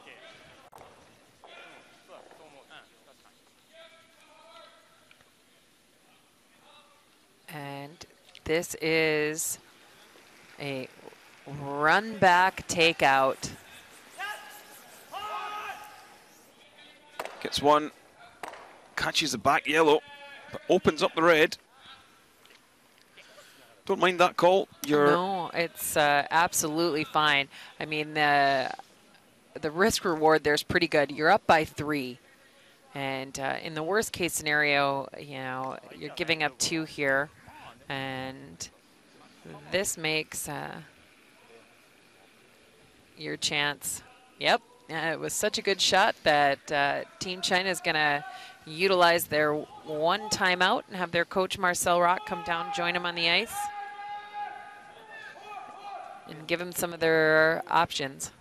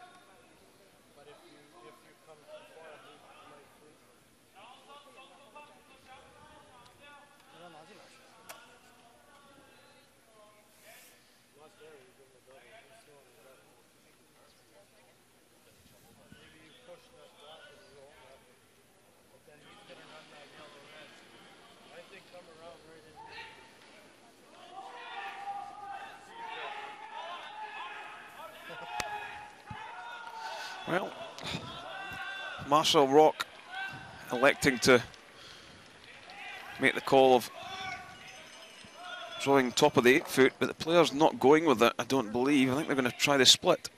Yeah, they're going to try and split. I mean, I think the challenge with this setup is you know that Japan's going to play the hit and roll off that wide open stone.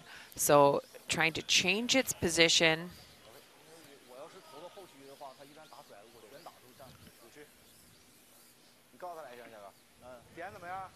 So I am not sure exactly what they ended up with. a draw round on the out turn off the centre and behind. I like Marcel Rott's call because you can always use it later in the end to tap it up. Yeah. Should Japan make the hit and roll underneath? The other option is just throw a guard. Yeah, they didn't even consider the guard, and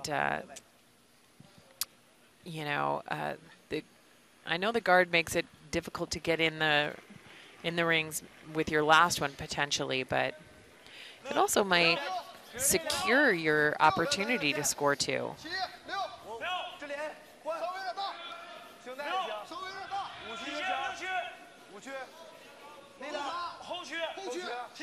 Past the guard by quite a lot. And they've set up a double. Exactly what Marcel told them not to do. Yeah. It's almost as routine a double as you will be given in this game. And you could find yourself in a lot of trouble. You see, Marcel Rott is not happy. Yeah, that's the kind of moment as a coach where you go, well, why'd you call me out there? Yeah. Why'd you ask me? But this is also a learning moment for Team China. I'd love to be a fly in the wall in that coach's debrief. Oh, and this... Gets one, hits the other, and finds himself in behind the guard, fully buried. Just a great shot.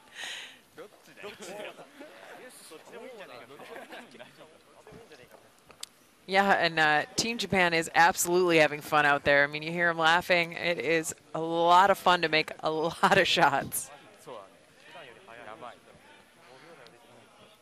And this tap back is no gimme. No, it's the same line. The good news, I guess, for the shot selection that China went with on Su Dejia's first is that this is the same line. Final stone of the 8th end. China needing to score.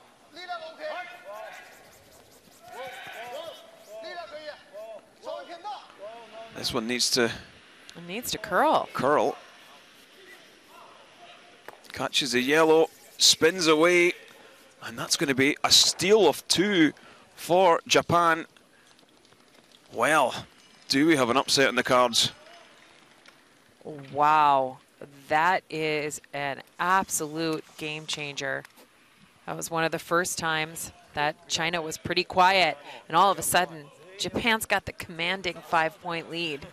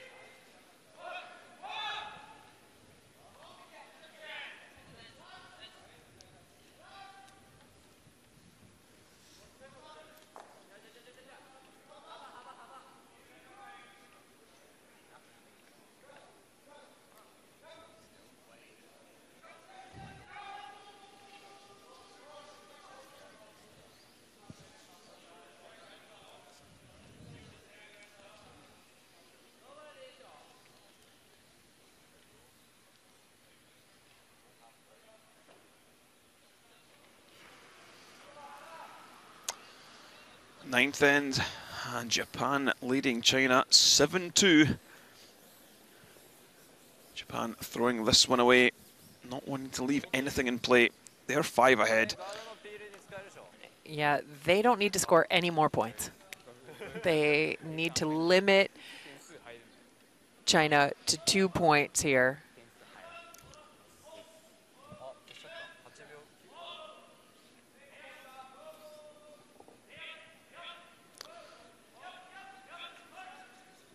And they're electing to throw this one to the center, maybe to try and give them more distance should Japan play the tick shot.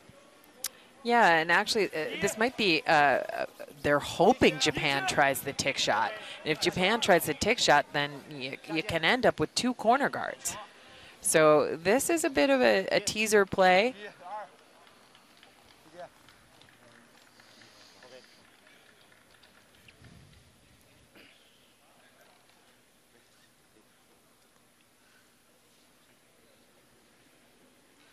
We'll take a look at the matchup between Sweden and Korea. Kim Chan-min looking for the 8-foot to level the matchup, having a real toe-to-toe battle with Nicholas Edin. Some fantastic shots being played by both teams. And here's another one. This one just drifting right down into the 4-foot for a single, and that game's all tied after 7.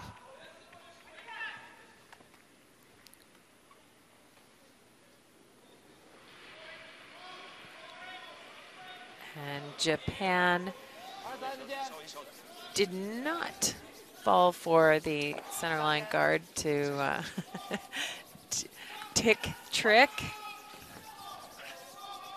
Again, that 5-point lead, tremendous. And now, second stone's up, and those stones are grouped a little close together because they're on the center line. Yeah, Team China a little flat now. There's not a lot of communication going on out there. Yeah, all of a sudden the team that was communicating just so much at the beginning of the game, all their energy has kind of gone the way of the scoreboard. Well, he's done enough with that one. Great shot.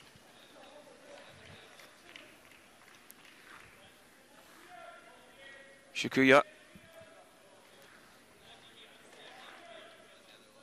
spills the guards. Really killed this end off with that shot. Absolutely.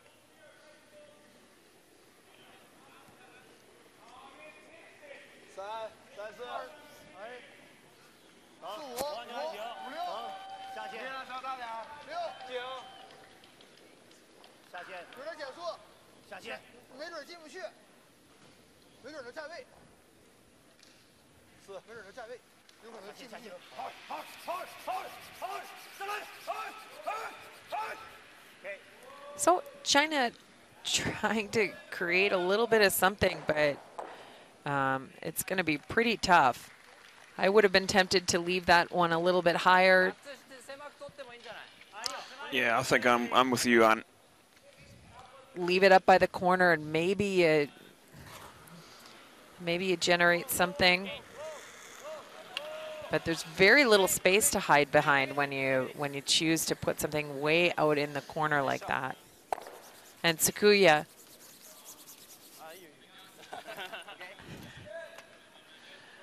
Yeah, them guys really enjoying themselves out there now. Their tails are up, their noses are in front. They're running for home.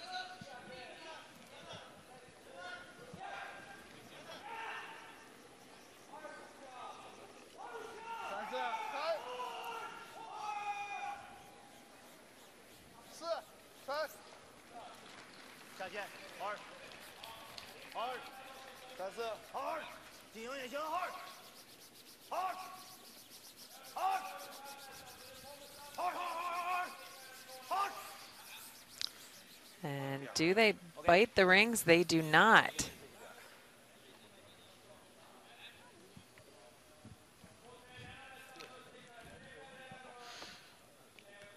even if you fly right past this, there's no real disaster. But while that's shaping up, we'll look at Germany versus Netherlands. Netherlands 5-4 ahead in the 8th. Jaap van Dorp drawing with this final stone for a single point. Okay, clean up. Vol 4. Ga nu curlen. Vol 4, kultspel, blijf erop. Vol 4, blijf erop.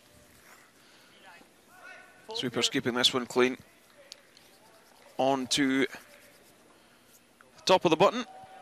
They now lead 6-4 over Germany after 8 ends. And China trying desperately to create some place to hide a rock or two. And you got to go back to that choice to throw the center line guard to open up the end for China. And group those rocks right in the middle.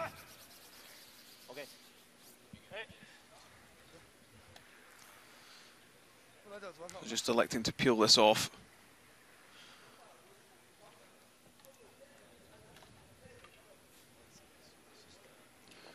Don't need to remove both reds. That red that's tight to the house isn't really in play. No, it's really not that much of a factor. I guess you could tuck a rock half around it.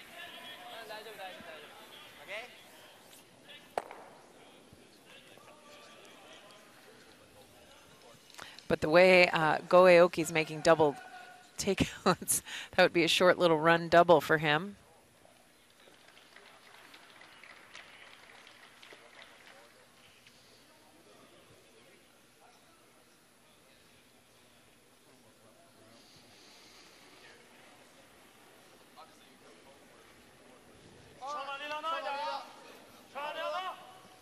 So Jaap for China. Rather dejected look on his face as we jump again over to Russia, Norway. Norway leading 7-6 after trailing 5-2. Really have turned the screw on Alexei Timofev. Looks like Norway sitting 2. Timofev being forced to draw for a single.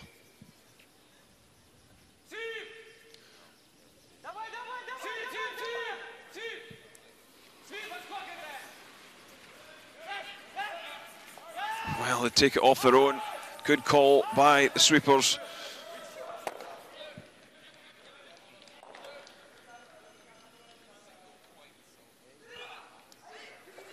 So that game all tied at 7 after 8.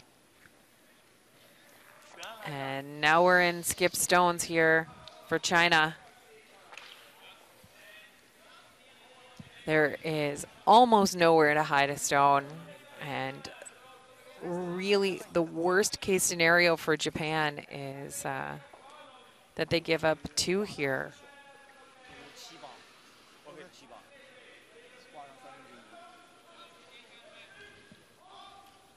I mean,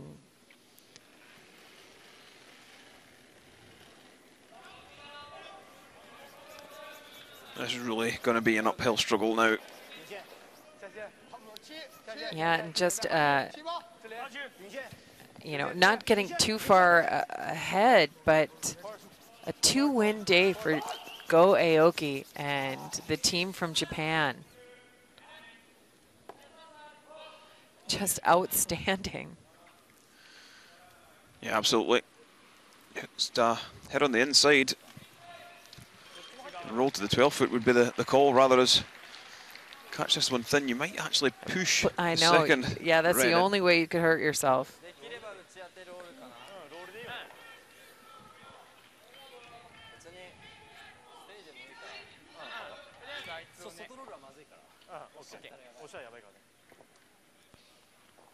So Masaki Iwai, he's the skip. Well, they jumped on that one quick. Have they caught it? Gets one of them, jams it on the outside. well inside what he was going for. Yeah, just didn't line himself up well on that, and just maybe got a little ahead of the game. Didn't run a clean process, but he talks about it himself. Oh, just threw it well inside. Yeah, so from absolutely nothing, China have managed to create a 2.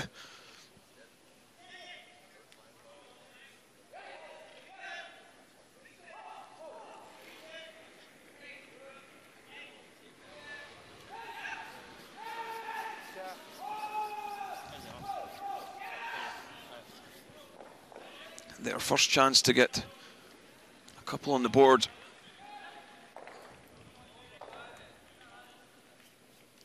And they're just cleaning this one in. Yep, 2 points to China. They still trail by 3.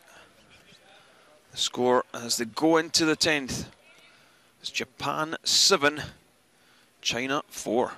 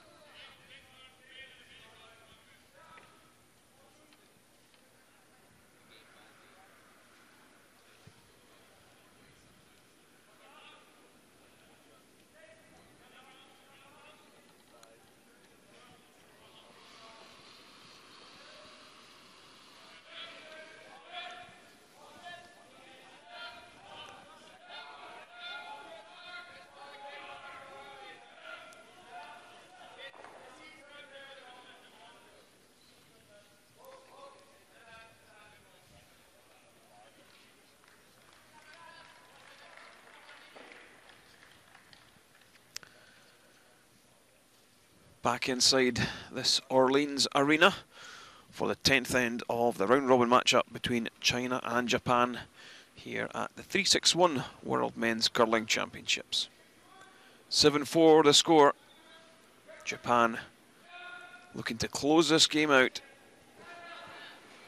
Yeah, and China is going to need every single bit of execution that they've got in them, and they're going to need a little help from Japan in order to steal 3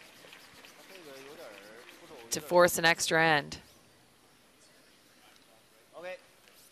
So, and they use the corner guard as the setup.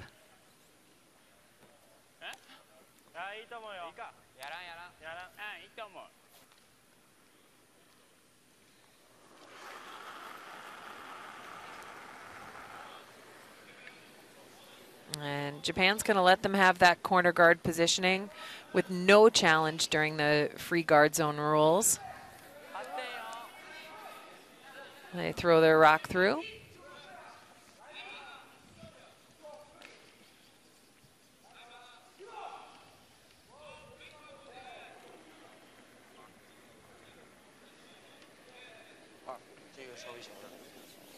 Shadulin gets this second stone for Team China in play, looking to line up another guard on the other side of the ice. This is where Japan really need to concentrate. Can't afford to make any slip-ups. Yeah, Japan cannot get complacent with the situation. They have a 3-point lead, and they have the last stone, but they want to make life as simple as possible. And, you know, throwing 2 lead rocks through means your second and third need to execute.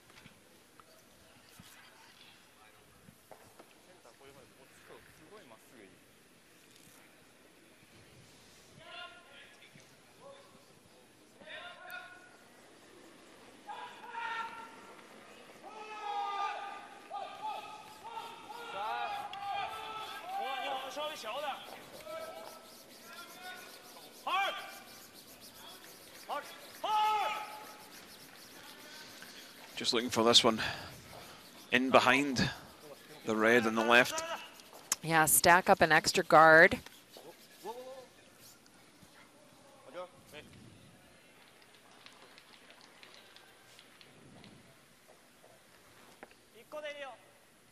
So there's a couple different ways that Japan can play this. Even just peeling the single guard would be okay here. Han. Yeah.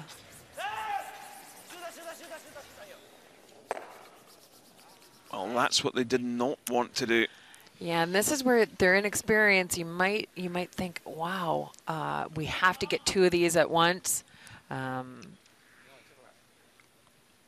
you're creating some traffic for yourself out there that is a little bit unnecessary by leaving the shooter hanging around.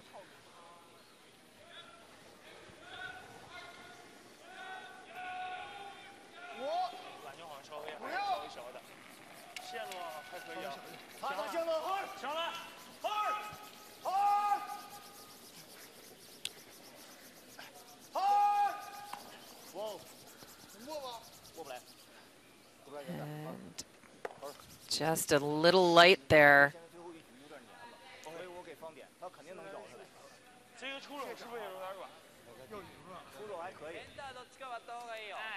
There's a couple of doubles that you could take with this one.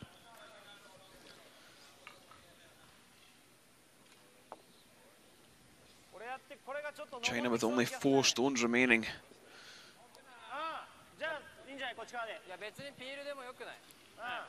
Yeah, I think this is one at a time. What are your best options to remove 2 stones? And, you know, if that's one of theirs and your shooter, fine. If it's 2 of theirs, fine.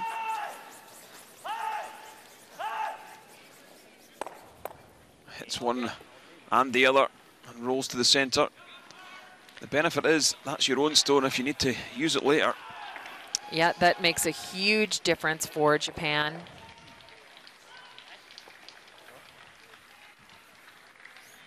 See it once more. Gets one, the other runs through a little bit. If caught that a little thinner, it would have been perfect. Yeah, would have spun right onto the top of the 12-foot in the rings.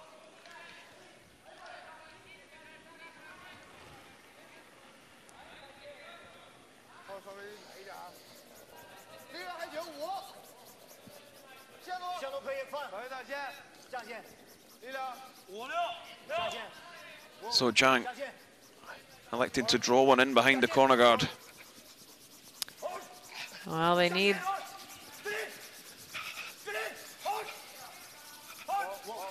three rocks. They got to start putting some into the scoring area. Yeah, we're going to jump over to the tight matchup between Korea and Sweden.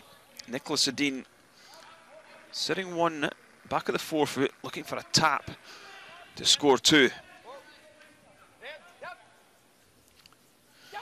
And they're swooping this one. Is it tight for line? Must be good. Hits the yellow, back onto the red, and just pushes the other yellow out. So only a single, so close to making that. Overswept it, actually.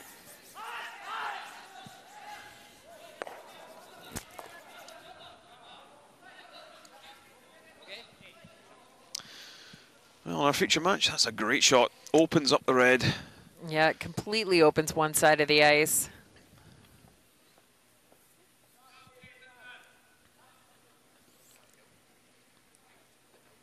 And Goyoki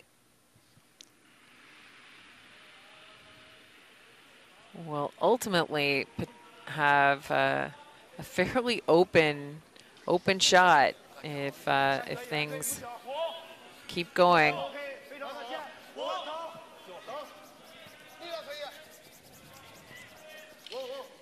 So Chang, he's had really nice draw weight. He's tucked a couple behind, made life pretty tough.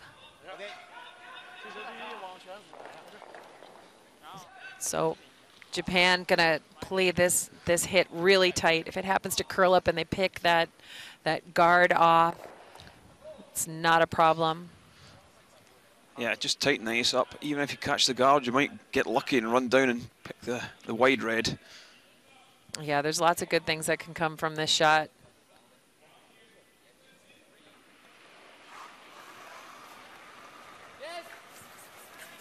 Well, well inside with that delivery. Very soft on release. But no disaster. Not yet. There is no disaster.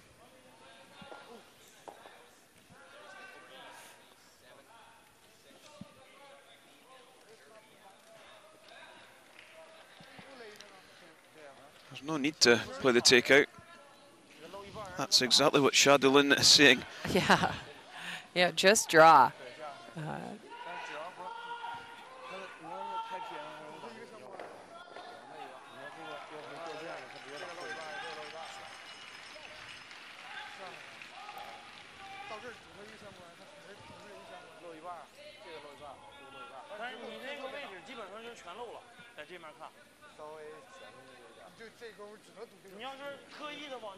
Yeah, the lead's got his way, I think. Yeah, it's sometimes that's a good use of the front end's time and energy to come up and just make sure the train stays on the tracks. And must have been a long day for Marcel. yeah. They're all long days at the World Championship. It's a pretty grueling schedule for everybody, the athletes and their support staff alike.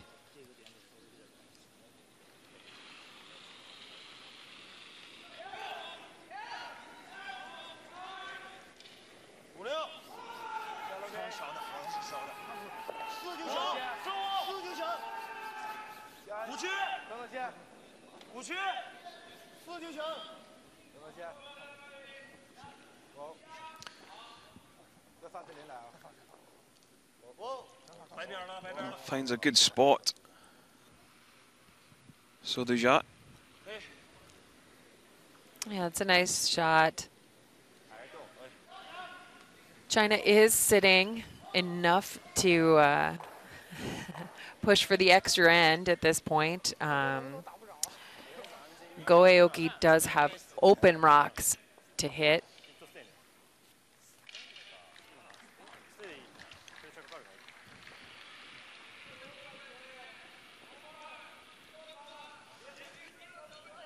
Yeah, it's very important. He just needs to settle himself.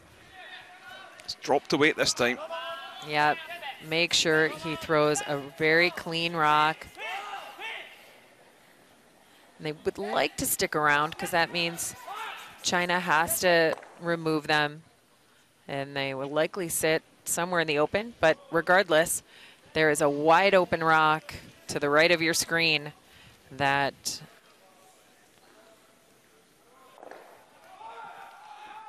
Goeoki can have a look at no matter where this stone rolls.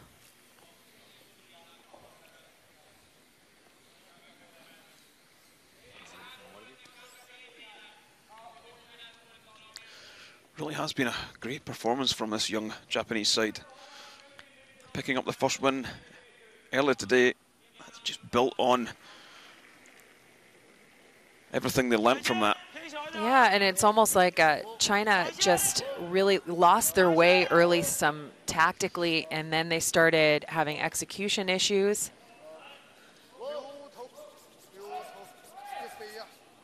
And the execution issues continue. Yep, that one rolls out of play, so Goeoki doesn't even need to play his final stone. It's a win for Japan, their second of the tournament, 7-4 over China. China dropped to 3-2, while Japan are 2-3.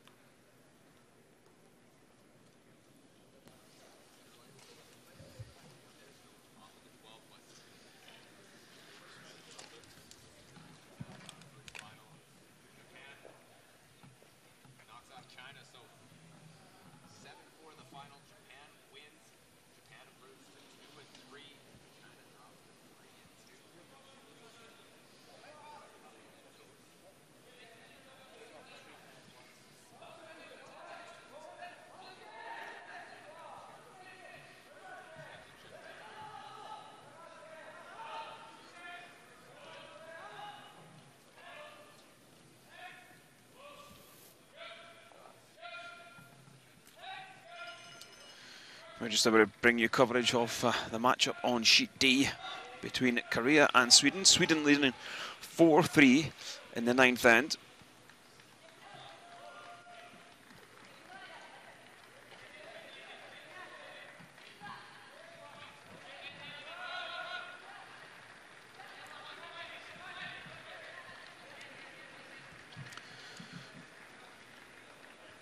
Nicholas Edin playing the pick on this red stone in the forefoot. Leaves Sweden sitting 2. All that's left for Kim Chan-min is to draw the 4 with his final stone to level the matchup.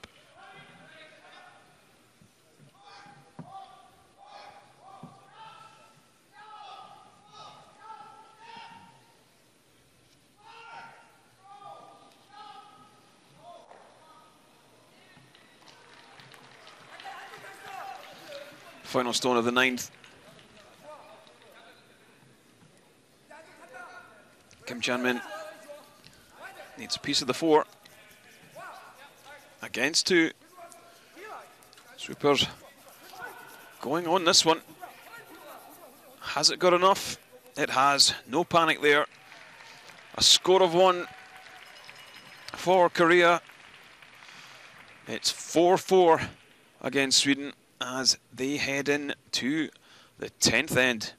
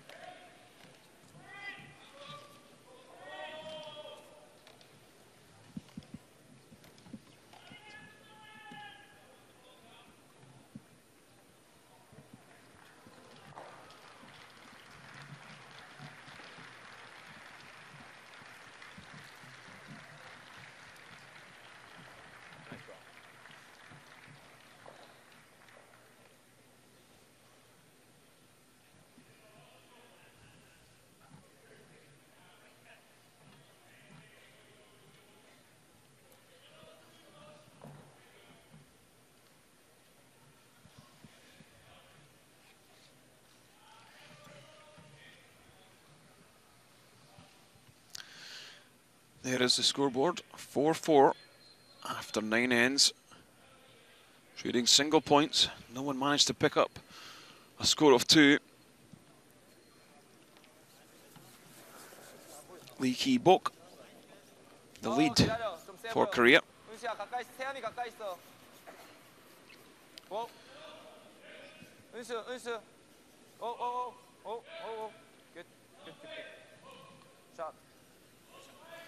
Throwing up the centre guard, trying to steal this 10th end.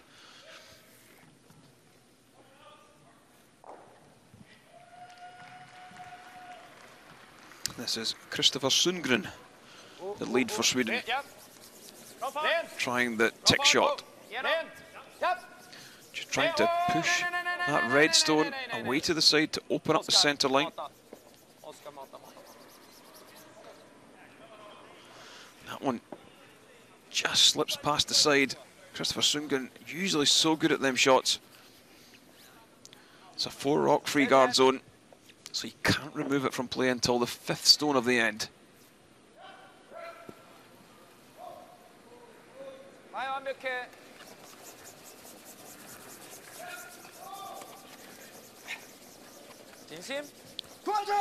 Lee Ki-bok will want this one tied to the house.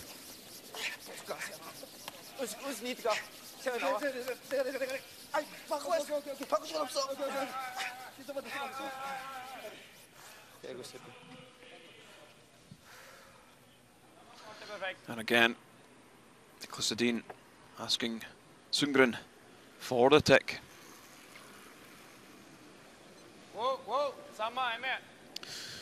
100% so far in the game. This tick shot looks very close. Does enough to push it off the centre line.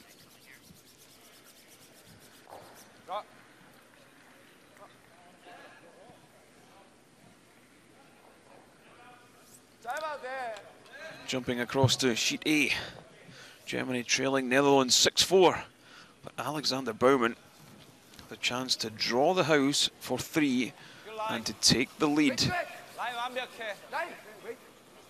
for the first time.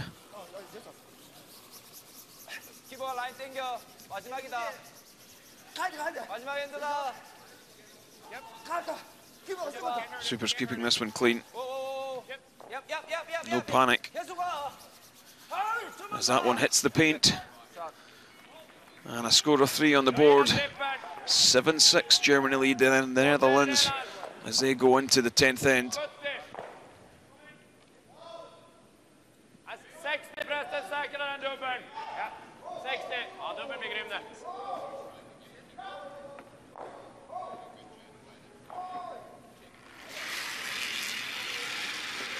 Rasmus Vrana. A steady game. Has to take the guards off. What a shot by the second player. Opens things up.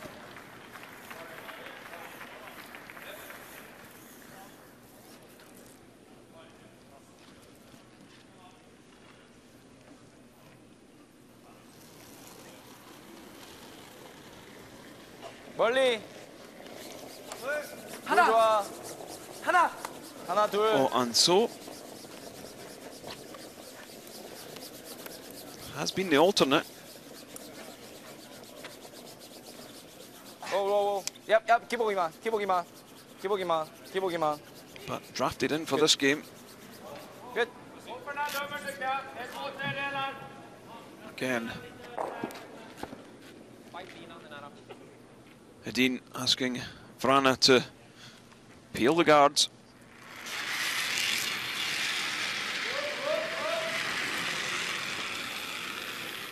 Can he make the rip on the one in the house? He can't.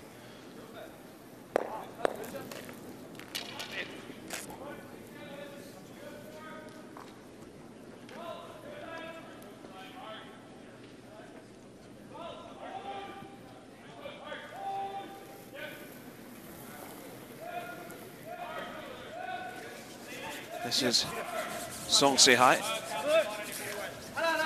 여기 와야 돼. 계속 가. 기복아, 길면 끝난다. Not electing to cover that red stone in the foot. They don't believe that's good enough to win the game against Nicholas Edin. Yeah, it likely isn't.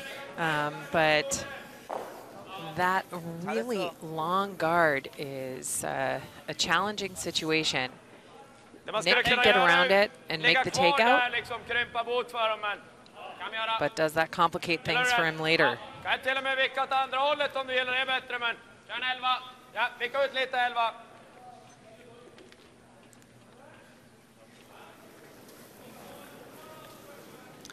Oscar Eriksson.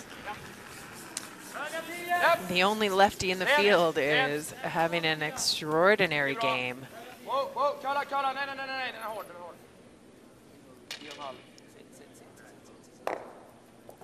Hits. Is this one going to hang around? It is.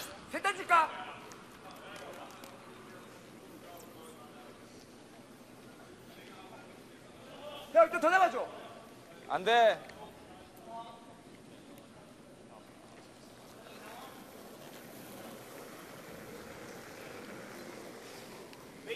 셋, 넷. 라인부터야, 기보가. 은수만. Song Say Hi. Going for double center. Yeah, this is a great choice. It's a tough double peel. And wow, there's not a lot of time on the clocks. Both teams kind of up against it. There's plenty of time to get the rocks away, but just not any extra time to... Well, slight mistake from Oscar Eriksson by catching the top guard. Yeah, and they just feather it and feather the side guard and leave everything out there. They do change it up a little bit, but...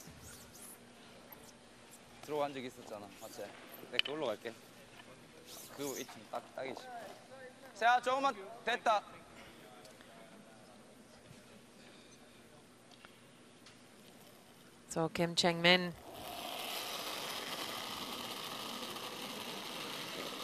not had a great game with his hits at 64%.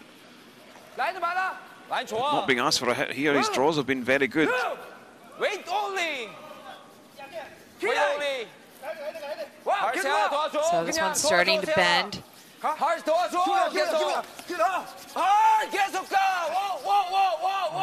that is that man's specialty. Draws. And we're going to get to see Nicholas Edin's specialty, the run back. Jag gillar att skicka, även om vi stickar den så blir skotten betydligt sämre.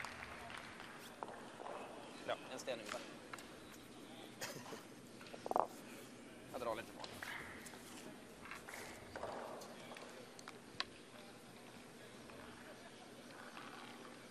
Having a really nice game. Yeah. Well, that was not a great delivery from Nicholas. No, and this is speaking to the time clocks. We have seen Nicholas struggle with injury earlier in the season. He's had problems with his knee, problems with his back. Yeah, and here it's just rushed and wobbled and kind of slammed out the speed wobble.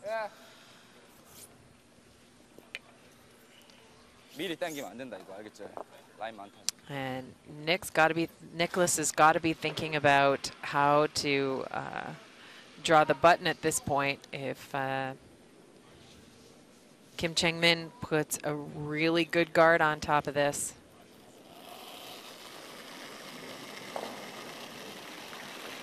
That's good. That's good. 기다려. 클린해. 기보가 타이트해 라인. That's good. 라인 타이트해. 라인 타이트. They're saying this one's just 라인 타이트해. Whoa. 어디야? short of the rings. 어디야? This, to me, looks as if it's in top of the 12. But no, it does pull up short. And there's a little bit that can be seen. Eller dubbla. Ja, det är fan inte så i game ändå. Jag kan tänka mig klippen. Det går ju... Jag gillar klippen, ja. Gå rakt där. Ta just på träffen, en 7. Well, it's going for the pick. That just shows the confidence of these guys. You can see around maybe 2 inches of this, if that. Stickar ändå, hade den stannat i boet. Okay. Yeah, that's about it. 2 inches. They have played this line with Oscar Eriksson's, so they do know it. Yeah, it is a slightly different angle than Oscar's got. Oscar uses that other hack, but they should know the ice. And it's a lot better throw from Nicholas. Is this one past the top? It is. He's made it. What a shot from Nicholas Edin. That yellow counter out wide is enough to score the single point. And Sweden 5-4 winners. What a match. Thanks. Well played. Good luck. Thank you. Good luck. Okay. Bra. Nice.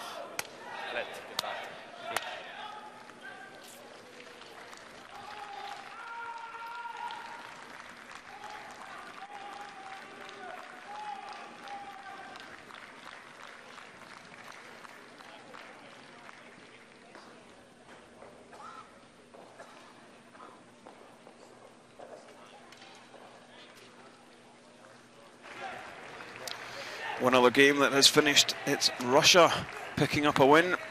10-8 over the in-form Norway. Oh, Norway dropping their first game.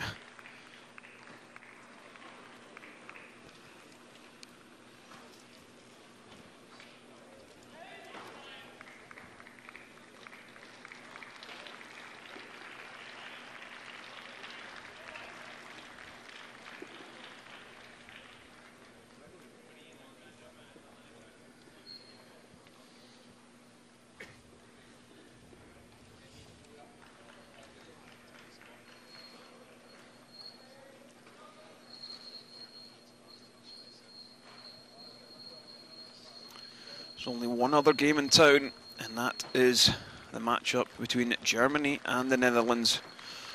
All tied at 7. Germany with last stone advantage. Yep. You see me? Yep.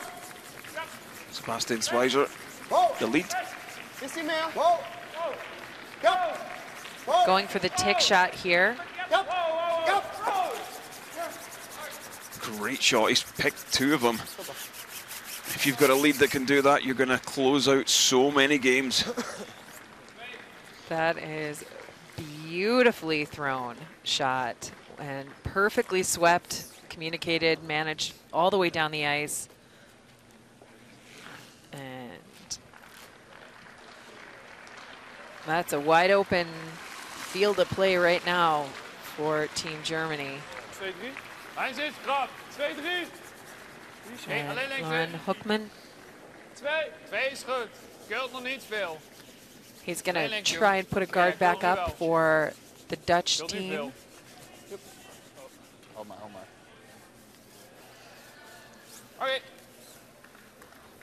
Yeah, things looking really good for Alexander Baumann and his German side. Sometimes the difficulty is when you do play the tick shots, you can bounce the guard back into the house. Yeah, you've got to navigate those rocks that are hanging around on the edge of the field of play. Ryan Sherrard. He's happy to be throwing a hit right now. Absolutely. Just does enough to pick the yellow. Yeah, that's going to be a perfectly made shot on the scoreboard, though, on the stat sheet.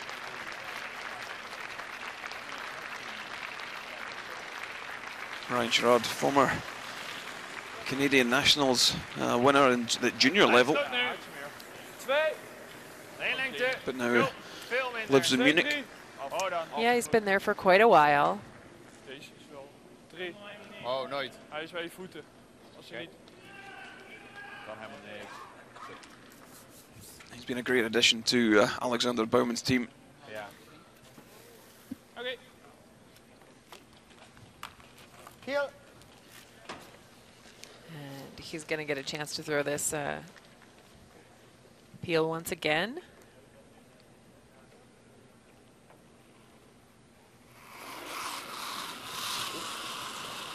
Yep. Full gas. Hot. Not a lot of rotation on this one. Should do enough to bounce out. He does. Yeah, and that rotation is really important. Kind of the more rotation you've got, the more action you'll get off the roll. So that stone hit really thick. It was a lot of weight. It still had enough to move sideways, but you saw it move pretty slowly, actually, for how much momentum it had. Walter Huskins, Lengte. 1-2 is goed. Gaat meer curlen. the second player. Yep. Yep, hard jongens. Hard, helemaal door. Hard. Hard boys. Oké, goed 2. And they just tripped that one over the hog line. So that's that thick black line bisecting the field of play. And this is our first look at Manuel Walter. Top up.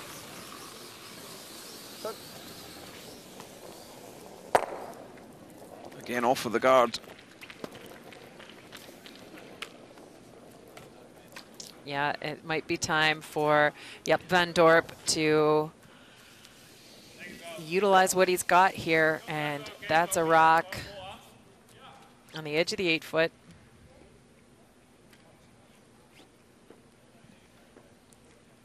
Try and put one underneath a little bit, but as close to center as possible.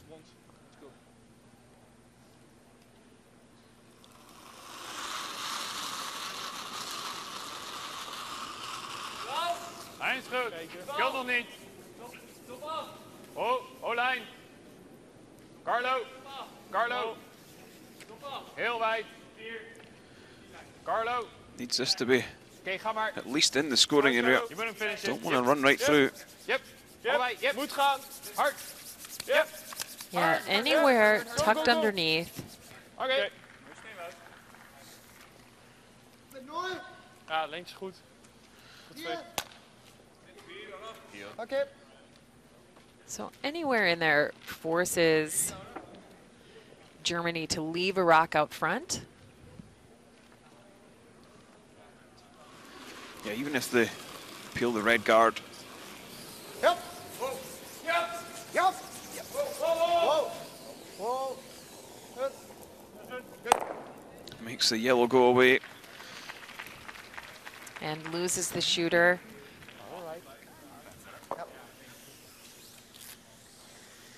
Germany doing an excellent job limiting Team Netherlands' option for hiding a rock.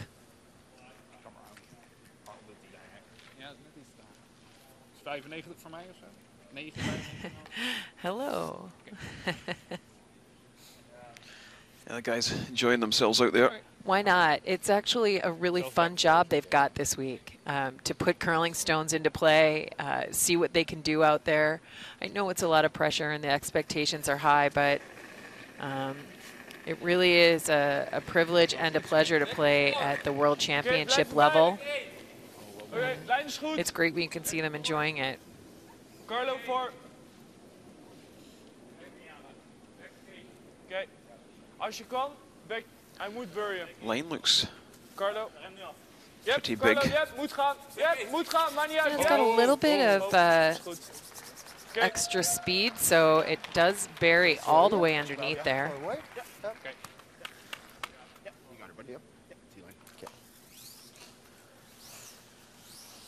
Would you be calling this and chasing this?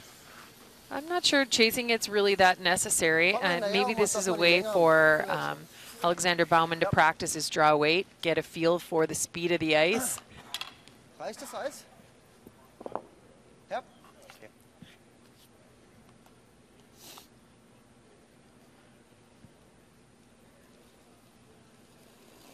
I'm not sure this is from the textbook, but let's see what you can do.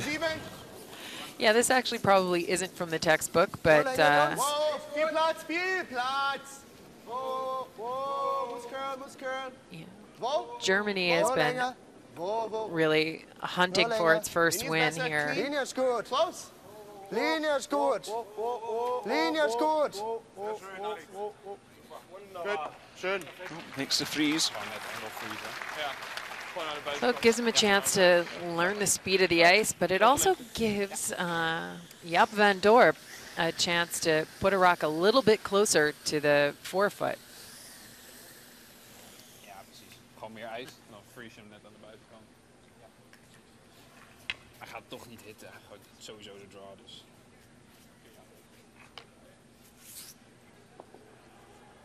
Mag een haartje af, hè? Een beetje, maar zo.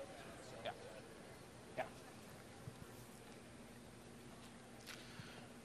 So Jaap van Dorp with his final stone of this extra end. Niet veel mee. Needs to be in shot position Alleen lengte. after this one comes to rest. Nog geen bounce. So they're saying T-line, that's good. It's got a bit of curling to do. Carlo. Okay. This one Freeze. needs to take a seat. Do you play the hit or do you draw? I like it. Yeah. Peel. that red going? Red's going nowhere. No, I don't think so. Okay. Oh, Carlo. Carlo. Low. Carlo. Okay. Frisian. We'll see most of this yellow. Yeah, Alexander Bauman has all of this. He can hit anywhere kind of on the nose to the inside.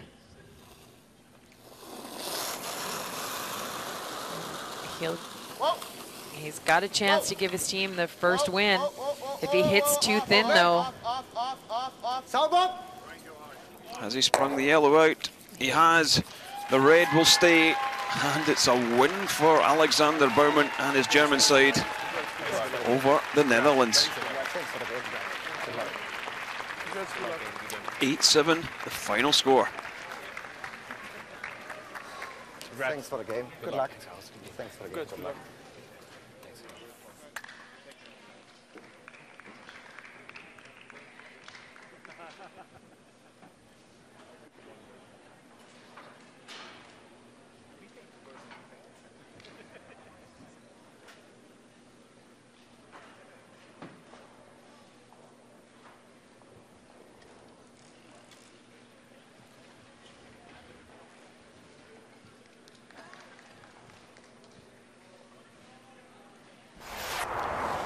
China versus Japan. 8th end. China sitting 2. Go Aoki attempting the double and rolling behind. Hits one, hits the other, and sticks right in behind that long center guard.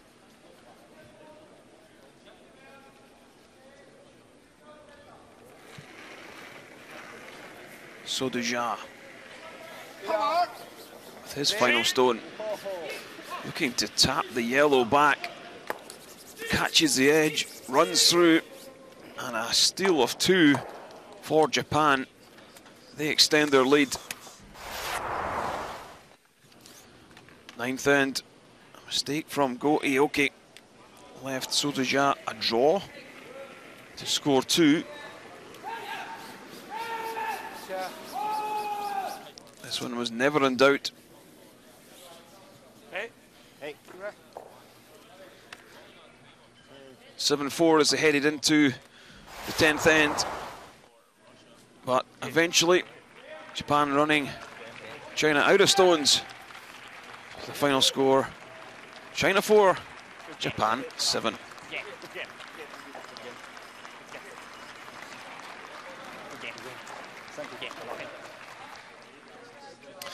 Elsewhere, we've just seen Germany pick up the extra end win over the Netherlands, 8-7.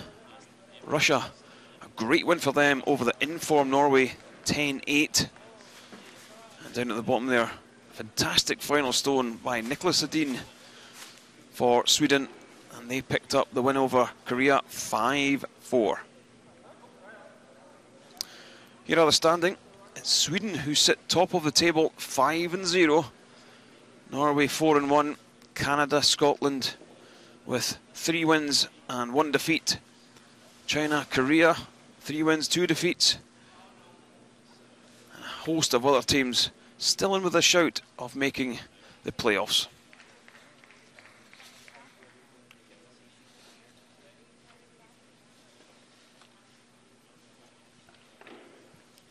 Congratulations to Team Japan for a big win over Team China tonight. Yeah, it's always a big game when we're playing the other Pacific Asia countries. So, yeah, very happy for the guys. That was definitely their best game this week. So, yeah, hopefully we can keep that momentum tomorrow.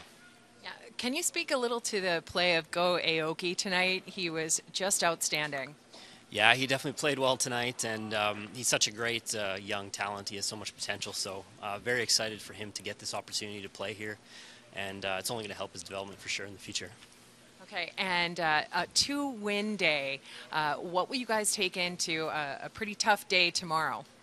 Yeah, just confidence. I know this morning getting that first win really took a huge weight off their shoulders, and they played a lot more loose tonight. So, yeah, hopefully now they can just continue with that same attitude and all we've been saying every week is just every game get better and learn how to play on arena ice. So they've done that so far, and if we can have 2 good games tomorrow, that'd be great. Okay, super. Congratulations again. Great, thank you.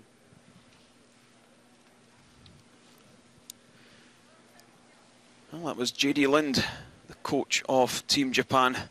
Very happy with his team's performance against China.